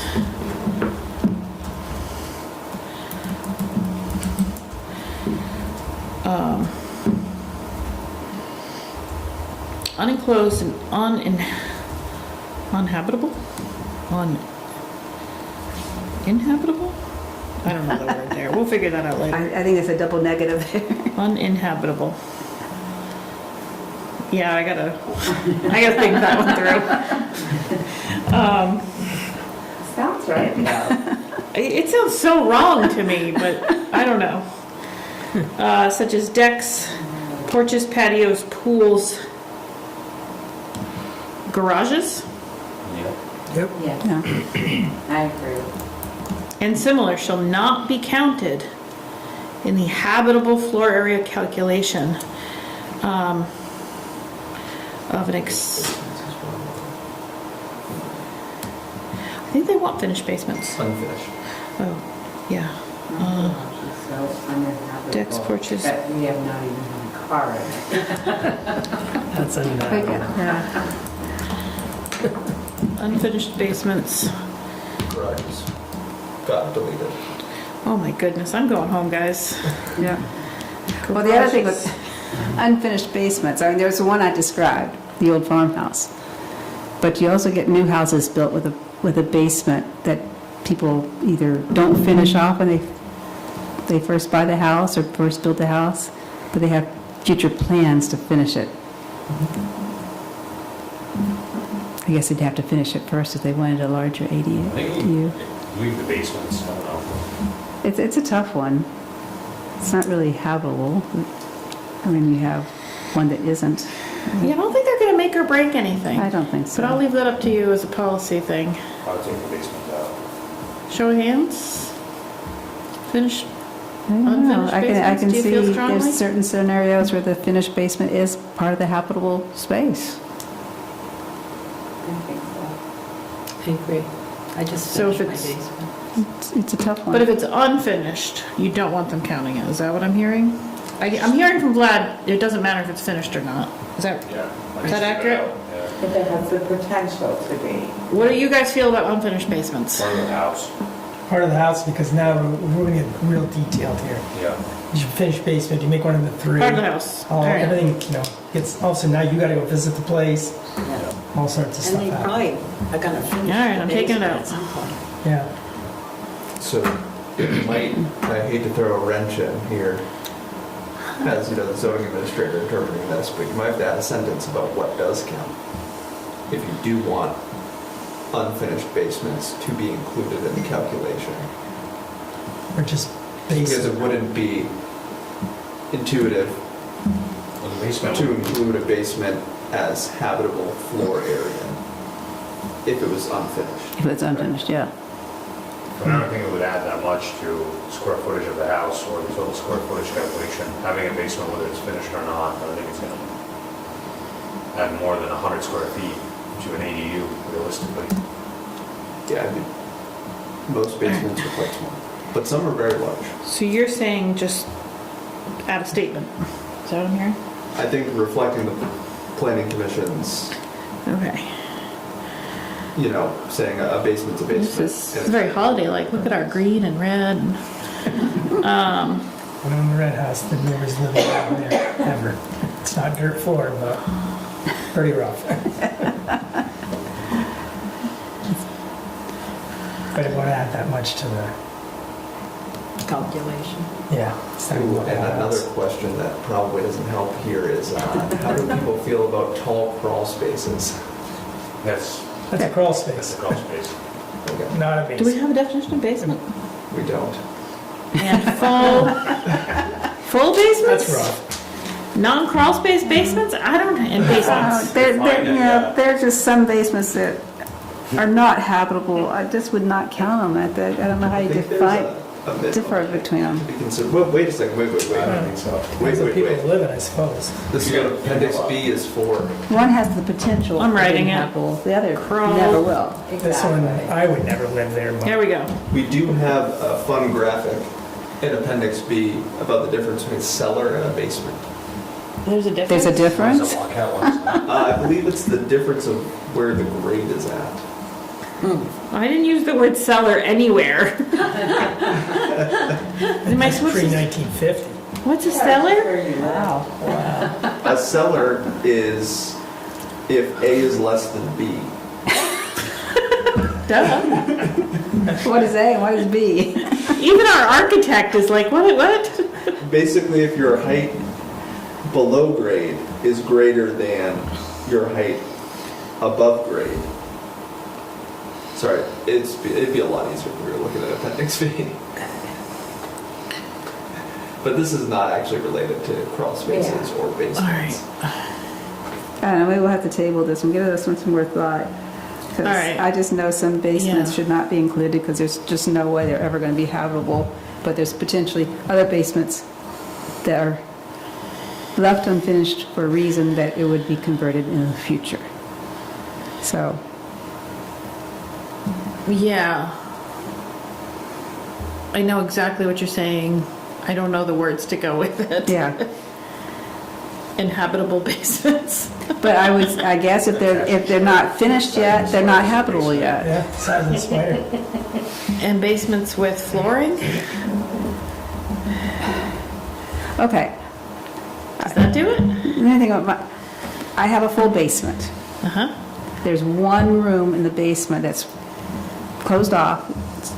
Use it as an office. It's the only space that has sheetrock, carpet, a ceiling, and heat. Sure. So that's a finished space. It's in the basement. Yeah. The rest of it, I wouldn't count it as habitable space. It's habitable. You can go hang out down there. You'd live, you'll Storage. survive. But yeah, okay. I would say my basement potentially could be all finished. But right now, it's just one portion of it that would fit the definition of finished space. We're going to get rid of finished space. I think it's not helpful. So Something I tried but did not find helpful. I would say my basement would be potential because it has a solid floor, concrete slab. Has either it has concrete walls up to a certain point, and then it's just a wood sill. I'm throwing spaghetti at the wall for now, but just to hold space. But yeah, I guess you could finish the whole basement. It could be a rec area. Does it have 2 points of egress? I mean, even You if can't it's, sleep down there. Yeah, but I think every room now has to be. even if it's storage No, you area, don't have to. I don't know. it's You a don't. functional part of your house. If you had a bedroom down there, you'd have to have a means of egress, escape. So that means creating like a window well or something if you really wanted to do that. Be illegal to put a bedroom down there. Is the office permitted? Okay. No, it's an office. It's definitely office. But the people we bought it from used it as a bedroom. They got away with it. Are we talking about like a 1 in a 1% chance of something happening? Or, I'm not sure what the concern is about. I think we're just trying to make sure that whatever language we use, it's very easy, whether I pick it up, whether, I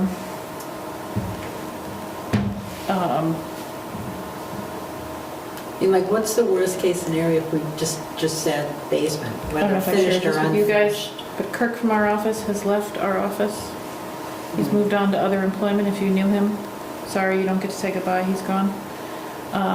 But if the next person who replaces him picks up this and gets an application, he's able to tell very quickly. Yeah. We want that person, we want me, we want Zach, we want whoever to pick up the regulation. We want Yeah.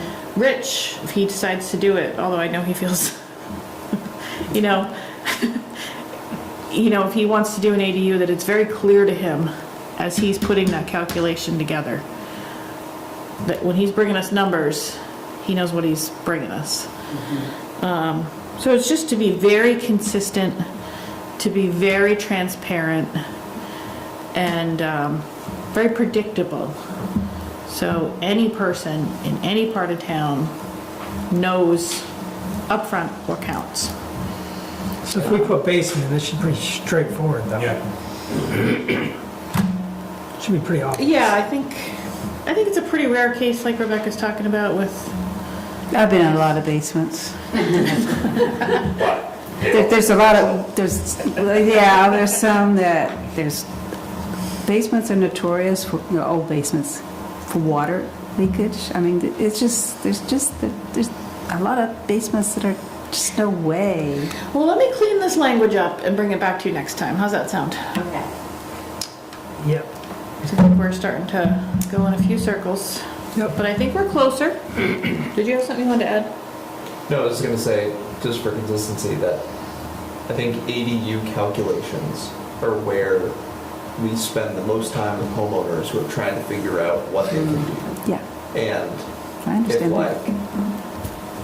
Emily's out sick and I'm trying to help someone pick up the conversation, I don't have to think about how Emily would interpret it. I think it's easier if we're all on the Gotcha. same page.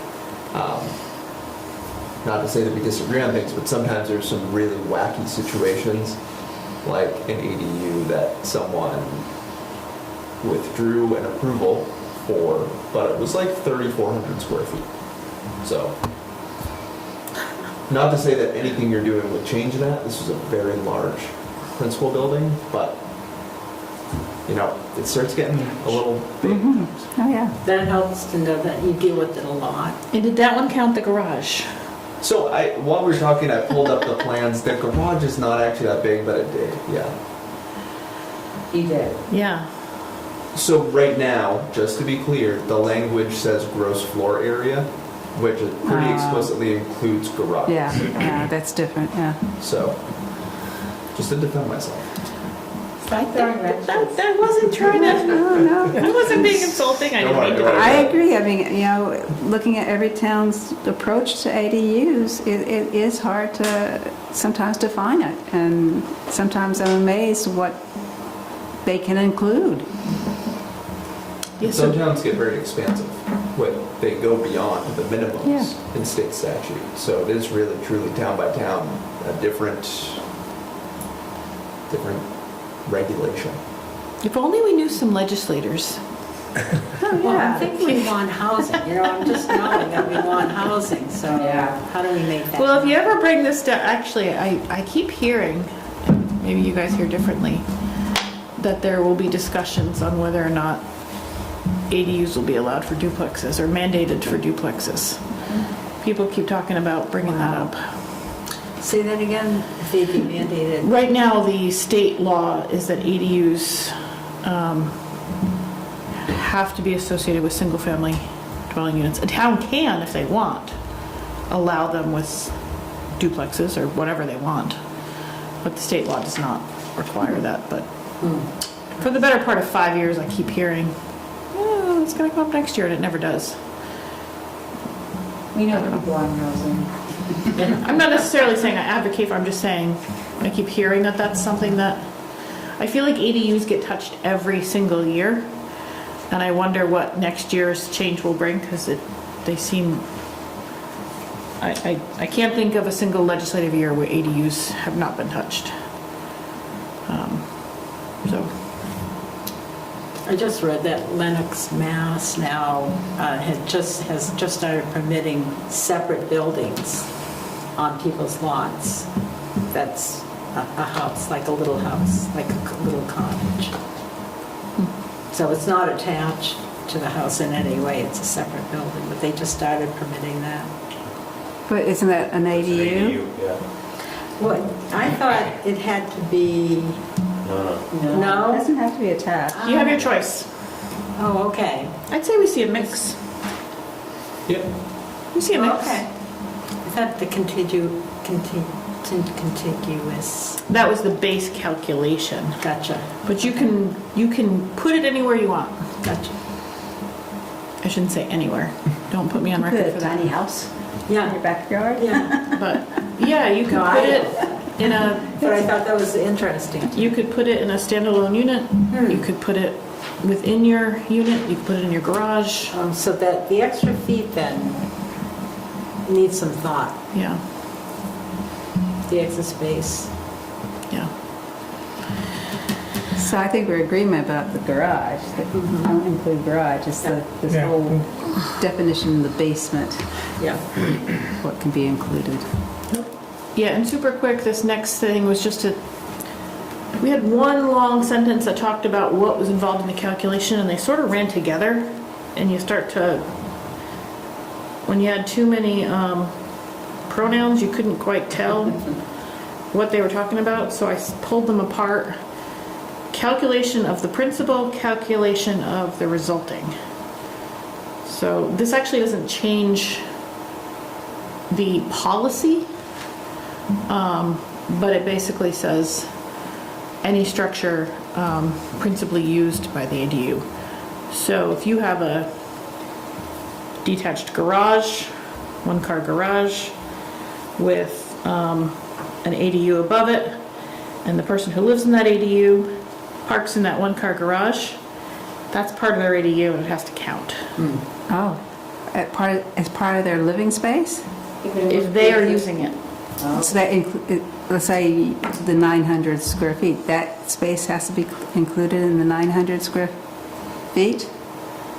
I've never gonna go- never interpreted an ADU there, because 900 square feet, it's hard enough to get a decent one-bedroom unit. Right, so imagine this though. If you create a 900 square foot unit and then put a 4-car garage on it, and then say, all those garages are for over there, or 2-car garage. I would just say a garage is not part of the ADU. A garage is a separate unit. You gotta get a separate permit for. I don't know. You still get a separate permit, but if your ADU starts to become less subordinate because now you're attaching some garages to it, think about how much you can grow. I know, but think of the size of a garage, a 1-car garage. Think of 2, it's another 900 square feet. Principal structure, right? No, It these doesn't are- leave much for the ADU, the living space is what I'm thinking of.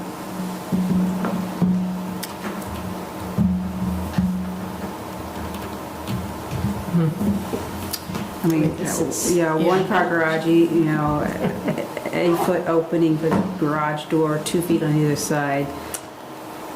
It doesn't, but I think 12 and it's, by 20, at least minimum 22. the idea is that this is supposed to be clearly subordinate and clearly Yeah, well, extra, not a yeah. whole. I just don't think that formula is going to work.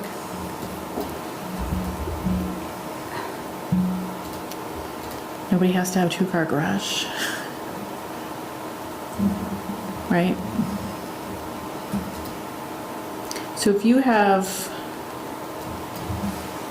somebody that's already getting 1,200 square feet in their ADU, which is not unheard of, right? I'm thinking of like the 900 one. Or even 900. That's where it's going to be tough to get a garage, let's say 1-car garage and an ADU on the second floor. It's going to be like a Only if they're the studio. one I don't think using it's- it. Huh? Only if they're the one using the garage. Most ADUs are not coming with garages. Right. But every time you're adding a garage bay, it starts to make that bigger, and you're less and less subordinate. I mean, these are supposed to be little cottage units. I don't think any ADUs are going to meet the requirement if they want the space, but yeah, okay. Yeah. We can circle back on this. But I think the idea again is, especially if you have single-story living, you have a 2-car garage and your 900 square feet of living, that's a pretty bulky, starts to get to be a pretty bulky unit, right? Does that still look like it's the 30% of what's supposed to be associated with the principal? Oh, Yeah. I think that if somebody's building something like that still, I mean, they can just apply for the, you know, if the lot supports the setbacks and everything else and the size of the structure, they can always go for a duplex permit or, you know, what I mean, some sort of a PUD subdivision if there's multiples of those. If they're attached. Yeah. I mean, more likely what's gonna happen is it's gonna be a unit over a garage. They're gonna tell us the garage is used by the principal unit. We're never gonna go out and we're not gonna care. Right? right, I mean, yeah. That's more likely what'll happen. Yep. That's exactly what's gonna happen. But it'll encourage people to go up instead of out, which is good. I think it's a good thing. Sure. And that actually happens a lot. It's very common for an ADU to be above a garage. Yeah, Whereas I think if you start to have this like California ranch, sort of more sprawling. I have an ADU for my garage, 2-car garage. Above? You do? You have a permit? They didn't realize there was a kitchen in it, but there was on the plans that I submitted. and they park underneath, My son, yeah, me and my son doing, yeah. so he parks in one part of it. Yeah. But it's nice, but it's small. Yeah. Yeah, I think we've got all we can get out of this. yeah, I think so. All I right. think we're good. ADUs. We're not done though. Yeah. We're not done. I'll keep that in mind. Yeah. Yep. ADUs. Fix, remove, finished. Okay, I just gotta make myself a note because tomorrow my brain will be different.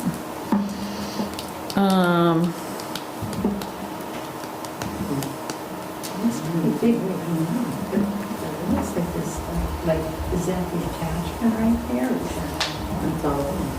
It's pretty big. Checking them out. Oh, wait, that's not. Okay, gotcha.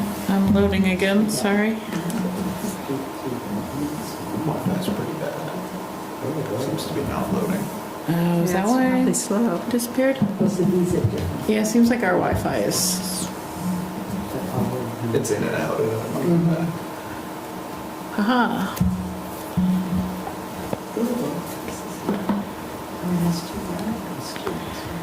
What do we have left? Parking standards. Alright. Parking standards and Escrow accounts. escrow, okay. I think these can be quick. Let's see. Parking standards. Alright. Quick rundown on this one. We currently have a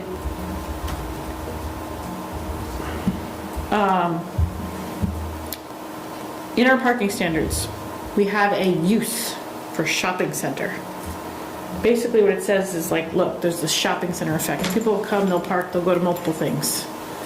So rather than dilly-dally with the, if you go to Creek Farm Plaza or the, where the Starbucks and the Supercuts or something over there is, shopping center. What it's called, shopping center. We can assign a parking number to that whole thing. And going back to the theme of tenant turnover, it's the number that's set for that square footage for that place. Yay! We don't have to look at parking when tenants turn over. Yay! Now it does mean that if you've got particularly low uses, they might be at a disadvantage because the number might be higher.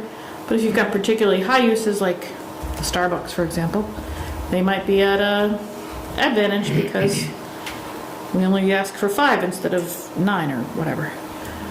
So it evens out. So that's already happening. Already have the shopping center, which is wonderful. Yay. So that's already in place. Recommendation 1, though, is that we create that also for office buildings, which we'll get to. Maybe this is not as quick as I thought it would be. Sorry.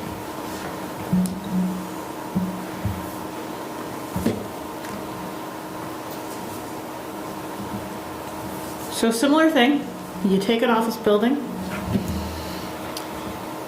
and you say, we're gonna pick a number for it, and whether or not within that office building, it is a yoga studio, or it's a accountant, or general office, or medical office, here's the parking that's associated per 1,000 square feet with that office building. From here till eternity, with said office building. Now, this is for multi-tenant office buildings. If it's a single tenant office building, it would be whatever that tenant is. So similar thing, we just keep it simple. Nice and simple. And it would be sort of an average. And I get to that down below. Recommendation number 2 to solve some parking woes. Remove or adjust the restriction that says the number of parking spaces on a property shall not exceed 110% of the required number. This really becomes a problem when that required number is small. If you are only required to have 10 parking spaces, you change a tenant and now you have 12. Guess what? You have one too many. I agree, take it out. It was confusing to me, I've never heard of this before. So you are out of compliance if you had 12 parking spaces and now you need less because your tenant use has changed to something that requires less.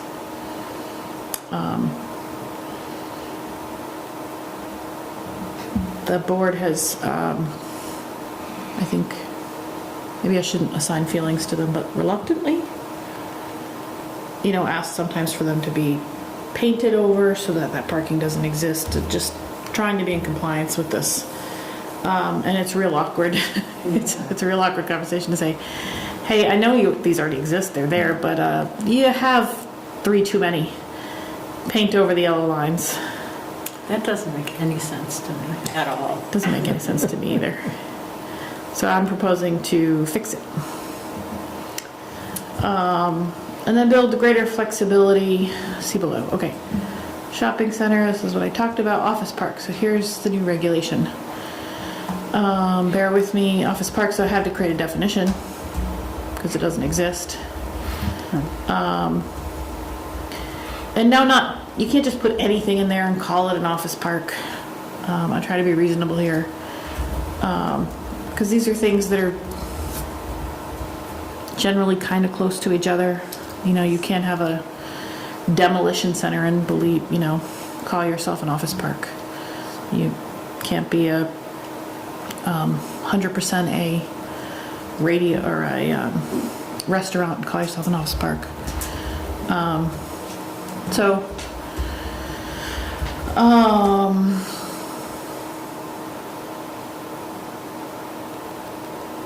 Pretty similar uses though, medical office, radio, TV studio, financial institution, banks, personal. It's kind of what's represented already in our sort of office park business zoning districts. Water Tower Hill. Would restaurants be allowed? Small ones, I think. Okay. Restaurants, following uses, provided they don't exceed 2,000 square gross floor area each. So you could have a small one if it services what's there. So if you want to put a small coffee shop in to really small, 2,000 to service, it could count. But it's not meant to be, I'm opening a Chili's. Right. And taking up an entire ground floor of an office area. Yeah. 2,000 might still be really small, but I was going to say, if it's an office park, you're saying, so it would service just the office park? I mean, a lot of big companies now have their own restaurant, coffee areas that get pretty big. yeah, I think that would probably be more, if it's only servicing the employees, it's probably just a cafeteria, you know, and wouldn't count towards that at all. Okay. It'd probably be as big as it needs to be. And this is not meant to just be really large things. It could be something like, I use it as an example all the time, the one down on Prim Road, just as you turn onto Prim Road, there's that 4-story building. It's got a name, I ask you every time. Colonial something maybe? 4-story The building. green building? It's just past like where the little daycare and the nail salon. Oh, okay, I know what you're talking about. Yeah, it's Just- like a 3 or 4-story building. Yes, I know what you're Yeah. talking about. So like that, But that's just all offices, right? but it's multiple offices. Yes. So I would want them to benefit from this as well. Okay. So if they wouldn't have, they could have one parking requirement, 3.5 spaces. So if you want to change over from a chiropractor to a yoga studio, it doesn't matter. Yep. Because honestly, we're talking 1 or 2 spaces. It's more work for us and them. Just set it and forget it. That's my theme. Yeah. Better than painting over parking spaces. That's hilarious. Sounds good to me. Yeah. That's good. Sound good? Good idea. Yep. Enough to get it started? I went with 3.5. That is slightly more. Oh, I didn't give you guys. I could show you later. I'll show you the next time around. I believe 3.5 is what office requires now. It's less than medical, but more than at least 1 or 2 of those other ones that are in there. So, That'll just should cover all pre-existing, whoever's out there now. You know what I mean? You're not gonna be saying, oh, we're too hot, too low, or whatever. You'll be just like, kind of fit in. So we're good, right? You know what I'm saying? No, I'm saying like, you got your 50 parking spots, you keep up with this new regulation, you want 45. We're gonna be a little more generous. Is that what you're talking about? In the 3.5? You're making it so everybody's. This would be the minimum. I mean, everybody's will be grandfathered or vested as to what they have now. Yeah. But if somebody says, I want to, I guess I'll have to think that through. I want to be redesignated, they'll probably have to go to the DRB if it's and get their site plan amended to say, I want to be an office park. Okay, I think that's the only way to do it. okay, that works. And then they become an office park, and the only work that actually has to get done is we take a look at their parking. Yeah, If the building is yeah, 10,000 square feet times 3.5, that's the amount of parking they would need. And then we rewrite their decision to see whether or not they meet that 3.5. yeah. So the 3.5 would be a minimum. That's the minimum. If they wanted 1 or 2 over, that's not a problem. That's just a minimum. It's only a problem if you don't change that other part about no more than 110%. Oh, For existing, but for new. but for new. Yeah, so we're still working through that. I don't think I gave you new language on that yet. Did I? No.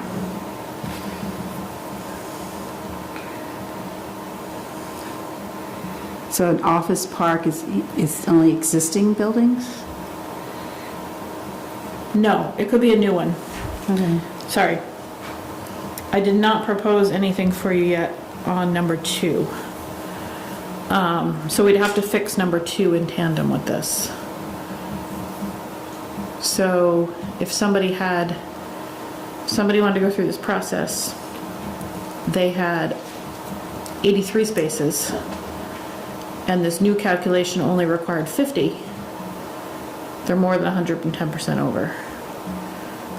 So the other fix also has to be in place. Because currently they're not allowed to be more than 110% over. Is that what you were asking? No. Yeah, but the first Open example spaces, you no. gave was like you had 10 parking spaces, and you really needed 12, but that put you over the 110%. Yeah, forget the office park side. I'm talking all parking things Oh. at the same time, and I think that's, I'm sorry if I'm Oh, that we're talking about office melding too parks. many issues.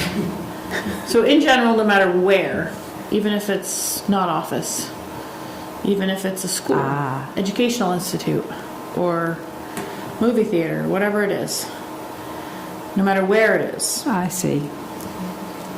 you are not allowed to have more than 110% of the required number of parking spaces.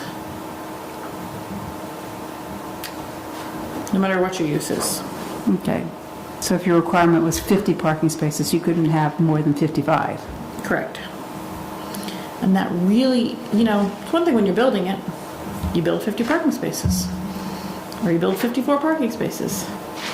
But when you have a change in occupancy, a change in tenant, it might be now your requirement is 40, but you just built 50. Right. You see where I'm going? Yeah, they should be grandfathered, right? And now I have to say, Rebecca, you're breaking the law. Get rid of some. Yeah. How It do seems you like get- we've had this conversation years ago, but yeah. Yeah. So as soon as you only require 40, and you have 50, you're breaking the law. But you should be grandfathered because it's already existing. But you're not. That's very confusing. So you got to get rid of some. But the other way around, if you had a building and you had 40 parking spaces, change of use, all of a sudden now you need 50, you have to add 10. You have to add 10 or ask for a waiver Yeah. if you didn't already have one. Yeah, I don't see any reason to, Just to clarify, sometimes the DRB can require additional parking spaces beyond the minimum amount in the table. Have they done it? And they've done that, for example, the school comes to mind. The school does need parking for their employees. They need parking to facilitate drop-off so people aren't clogging up the roads. So they present a justification to the DRB. The DRB has some waiver authority for that. But there are some situations where the property owner is like, really, you're gonna make me remove one space? I have no justification for this space other than that this regulation doesn't allow me to have it.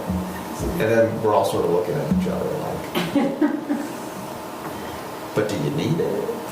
Like, but are you taking it away? I mean, yeah. or you're gonna take it away. It's go going angle to cost line. them money to But take it's it work to take it away. away. So I think Yeah. it kind of addresses those smaller Yeah, especially the issues smaller where ones. there's really no justification, but there's also no justification to remove it. Right.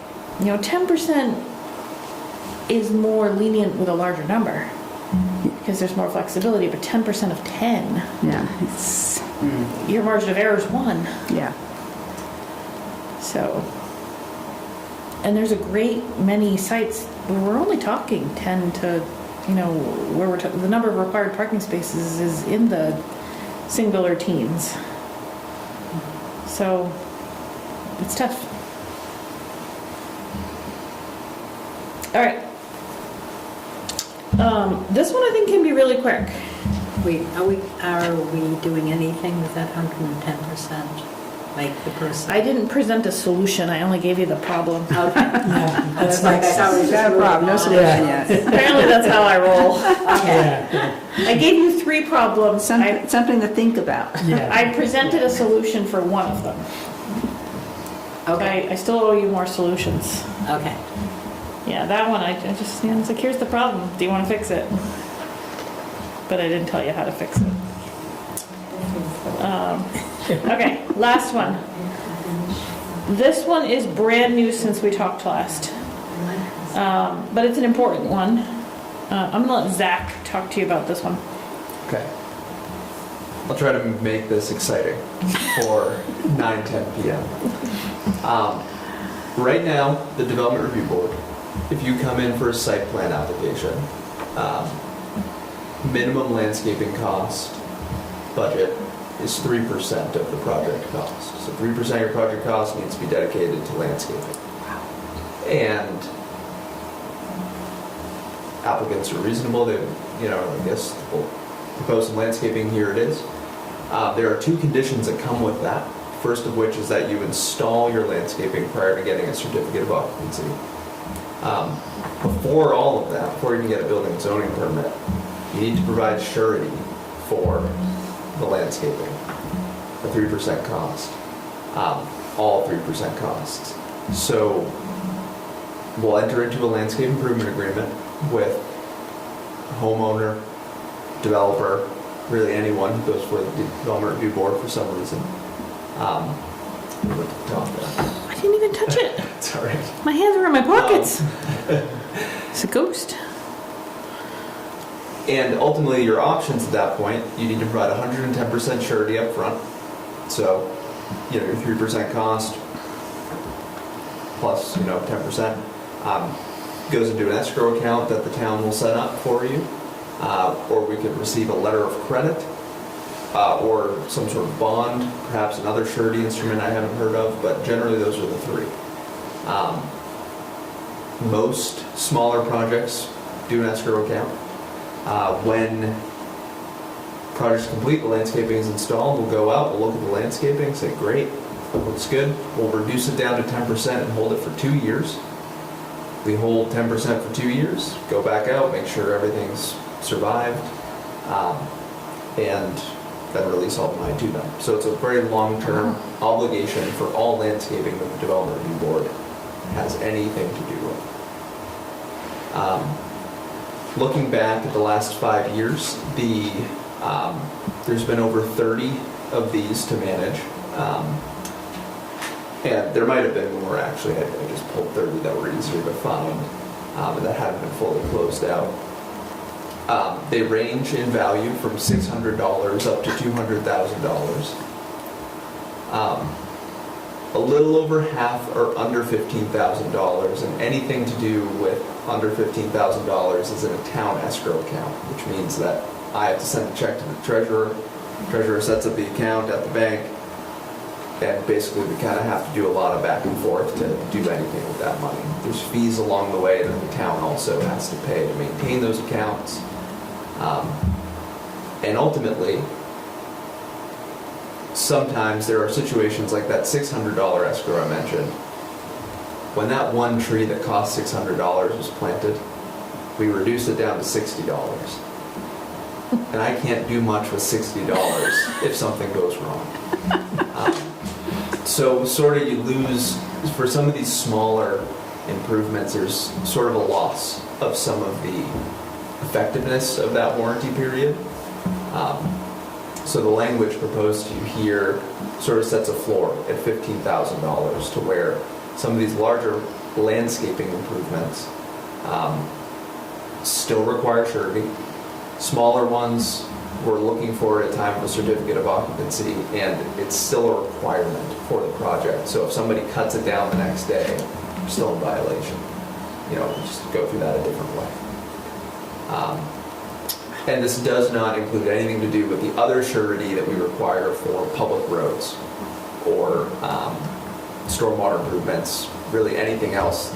For example, down the road, Blakely Meadows, newer project, went through a larger letter of credit process to make sure we have surety for those public improvements. This sort of, I think, relaxes a requirement for example, well, I don't know if actually if this one comes to mind, but a commercial fit up that, required some foundation plantings.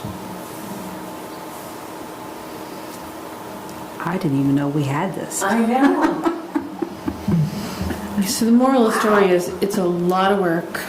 There are fees associated with it at the bank. Mm-hmm. It's not just work for our department, it's also work for the town clerk, who is our town treasurer. And we actually have to maintain separate bank accounts Yeah. for every single This makes escrow. sense when I read it. I mean, it doesn't So- seem like it's an issue. So I have, just to be clear, I've talked to our town clerk treasurer, and she is so on board with this. On top of that, if we change banks at any time, which we sometimes do, you have to roll over not just whatever accounts already exist for the town to operate, but all of these. So it's all the additional, it's just extra work. And as Zach said, sometimes those accounts have $60 in them.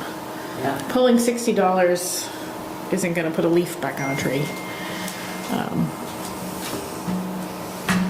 That makes sense. Right. Yeah, definitely. I'm all makes for it. sense. I mean, Yeah.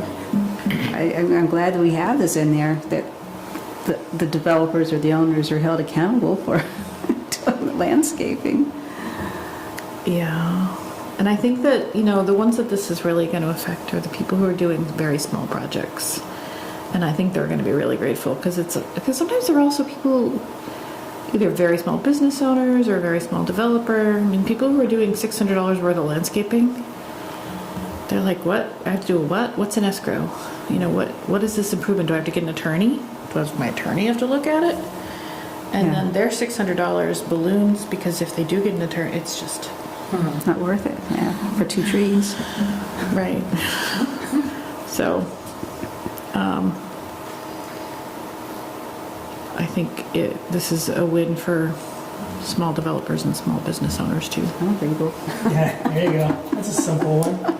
Plus less taxpayer money out the door. Yeah. I Yeah, mean, because you know we that- carry the that's a lot burden of of the hidden fees on costs. these. We don't pass the Yeah. fees along. Yeah. I mean, I Just work labor with alone. contractors, and we always retain 10%. And at the end of the project, we have a punch list. And landscaping normally is on that punch list. And we'll put the value to it, and we'll double it. They don't get paid that amount until they finish it. So, but that's a contractor. Yeah. So we put it on the contractor to get the job done. I got you. But Interesting. you're ensuring it for the owner and developer to do Yeah, it. but I'm thinking who gets it. Yeah. So we could do instead of 110%, we could do 200%. Yeah, you could. I knew that. That's 200% for the whole project. It's not just the landscaping. It's whatever's left to do. It's their incentive to get it done. Everybody's shaking yes on this. Yes, Yep. yes, Yeah. yes. All right. All right, Good. I like wins. here you go. That's it for this guy, right? Yeah. All right. And like I said, that appears in a couple different sections technically, but I only put one here because they all look identical. Okay, that's fine. So let's do our discuss timeline for town plan meetings. Okay, so just the only thing we need to really talk about today is sort of future meetings for the rest of this year. I met with Rich earlier. Sorry, I get a little closer here. Our plan, our proposal is that we would have one more meeting this year. We'll have your December 8th, is that what somebody just shouted out? I don't know, we did talk about a date. I don't know. I had it as the second. Second. That sounds right. December what? December 2nd. So that's your regular meeting. So December 2nd, we'll meet. We're gonna continue this. If all goes well, we'll get something that's really close. I don't know that we'll actually have something that can actually be warned for a public hearing, but my goal is to get us very close where you're very comfortable to doing that at your potentially next meeting after that.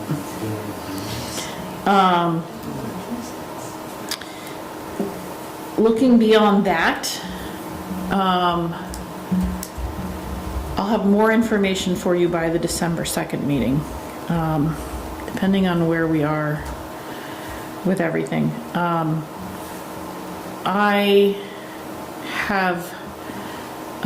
I will be unavailable for at least the first 2 weeks in January, potentially more. I have a surgery scheduled December 30th, which will take me out of the office for at least probably the first 2 weeks in January.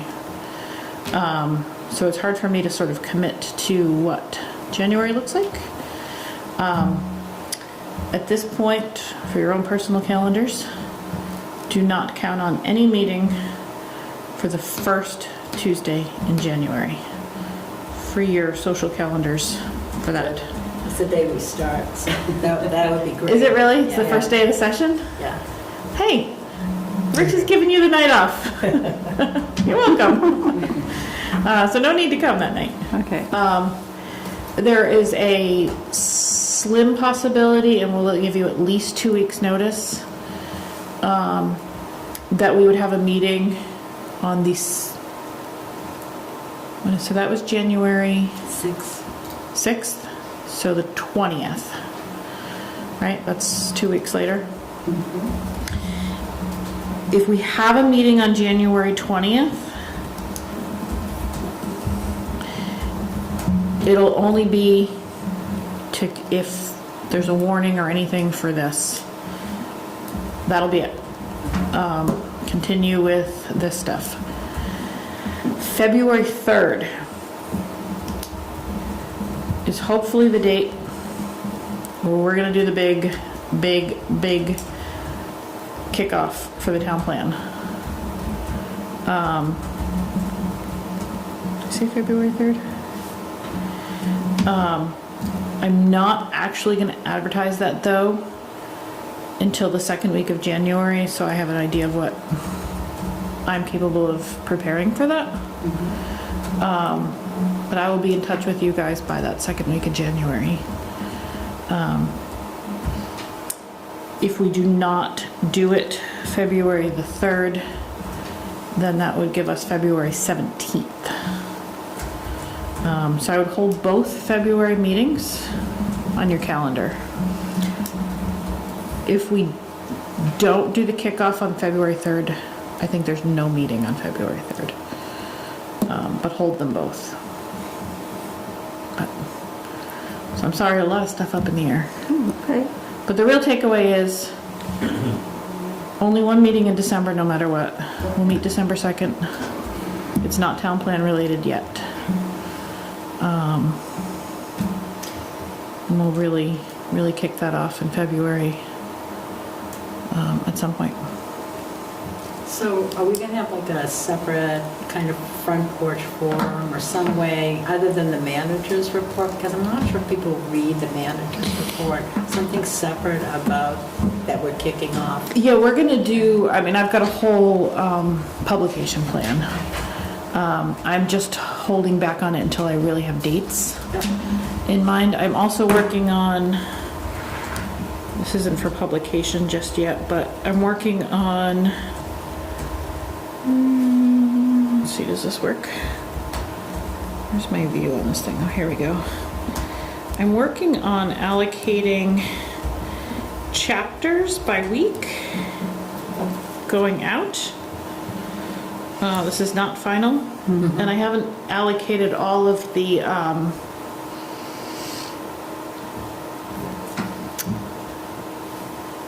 geographic sections in here yet. These are just the chapters. So I still have to put in the, Inner Mallet's Bay. And the idea is that we would do 1 or 2 chapters plus a part of town at any given meeting. Okay. So for example, February 17th, we might talk cultural resources and then talk about the village in the northeast quadrant. And then I'm, looking at other possibilities. So for the time we talk about economic development, that may actually be the 1-day meeting that we might have for whoever might be available. Maybe nobody, I know. I understand it's tough. But we do try to have at least one meeting during the day for people who cannot get out at night. Economic development makes sense because it would attract more business owners. So these are all tentative, but just starting to plug them in and see how many meetings it really takes. Down below? Yeah, I think so. Okay. Let's see it. Oh no, energy's here with economic development. And it's all tentative, I can move things around. I do If wonder you- if that should be a separate conversation. Yeah, I mean, I have to put, or else we'll, I mean, whatever the board agrees to. I have to put, almost everything has to get doubled up or we'll never finish in time. Yeah, But if you think it needs to be doubled up with something different, that's fine. But just about everything's gonna get doubled up. okay. I'm not sure I can have full meetings dedicated to each I topic, think we just those are don't. two really big conversations, economic development and energy. Maybe with something that would be less. Yeah, so we can talk this all through. I'm not wed to any of this. This has not been published. Yeah, These are very, very tentative. Land use is gonna be big, huge. So I gave it 2 dates of its own. That's gonna be, hey, what do we generally wanna see here and there? I mean, that, huge, big. can I just ask one question? I know everybody's tired, but I'm just wondering, the regional land maps that we just did and the conservation design that's out there, are those overlaid, so those are already determined? Growth centers, village centers, is that, or, Well, that's a loaded question, Serena. okay. You don't have to But answer it now. it's a very good question. Okay. Good question. I don't have a very good answer for you yet. I'm told that we don't have to use the same terms, but we have to,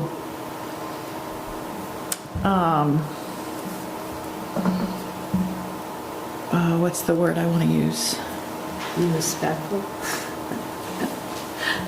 We have to be consistent with. And there's some definition of what consistent is. But nobody's tried it yet. So hopefully there'll be a guinea pig before us as to how hard they're looking at that. Because I gotta tell you, my plan is not to start with theirs. My plan is to start with what Colchester wants. Okay, that helps me to kind of think about what I should be kind of looking at this point, so. Yeah. Okay, Theirs is theirs. It is not Colchester's. okay. Yeah, And I I agree feel, with that. The opinion for me is straight up wrong about Colchester. That plan and that whole thing, disregard as far as I'm concerned. Okay, When our time comes, then we'll worry about it. okay. That's my feeling, yeah. right or wrong. just got the date today, but I will forward it on to you guys. The December 1st, the Regional Planning Commission is meeting with the LURB, or the Land Use Review Board. Those are the folks appointed by the state to review the regional plan and the future land use map. They have to hold a public hearing. That public hearing is going to be December 1st. They're asking people to mostly attend via Zoom because it's a very small conference room. I believe it begins at 1. It's in the afternoons, 1 to 2. Yeah. Happy to send along if anybody is free and wants to attend or participate. The Zoom link, I can send that to you. That'd be great, thank you. But it's hot off the presses today. You might even recognize one Sarah Had, who will be leading that meeting. Yeah, She will be reviewing Chittenden County's regional plan. So, okay, thank you.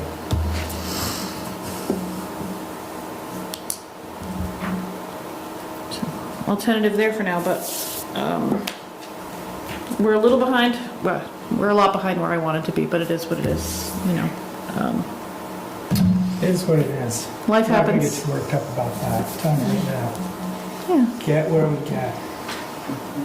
State organizations aren't all. Plan could change tomorrow. Could pull it out of regional, decide they're not it. Last I knew, we were still 3rd largest in the state. So, not too worked up about it. That's the way I look at it right now. I suspect we're gonna want at least a third meeting for land use. Yeah, probably. We'll work through it. I mean, it'll come up as we talk about different geographic areas in town, but just to have a holistic view. Yeah.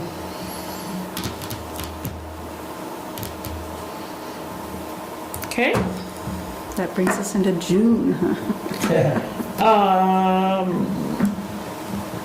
At least. August? I don't know that I've slotted everything in yet. Oh, okay.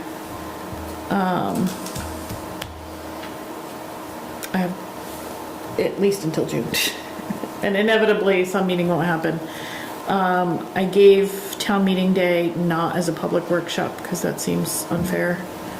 We'll still meet, but it'll just be like a writing workshop. But it won't be an invite the public meeting.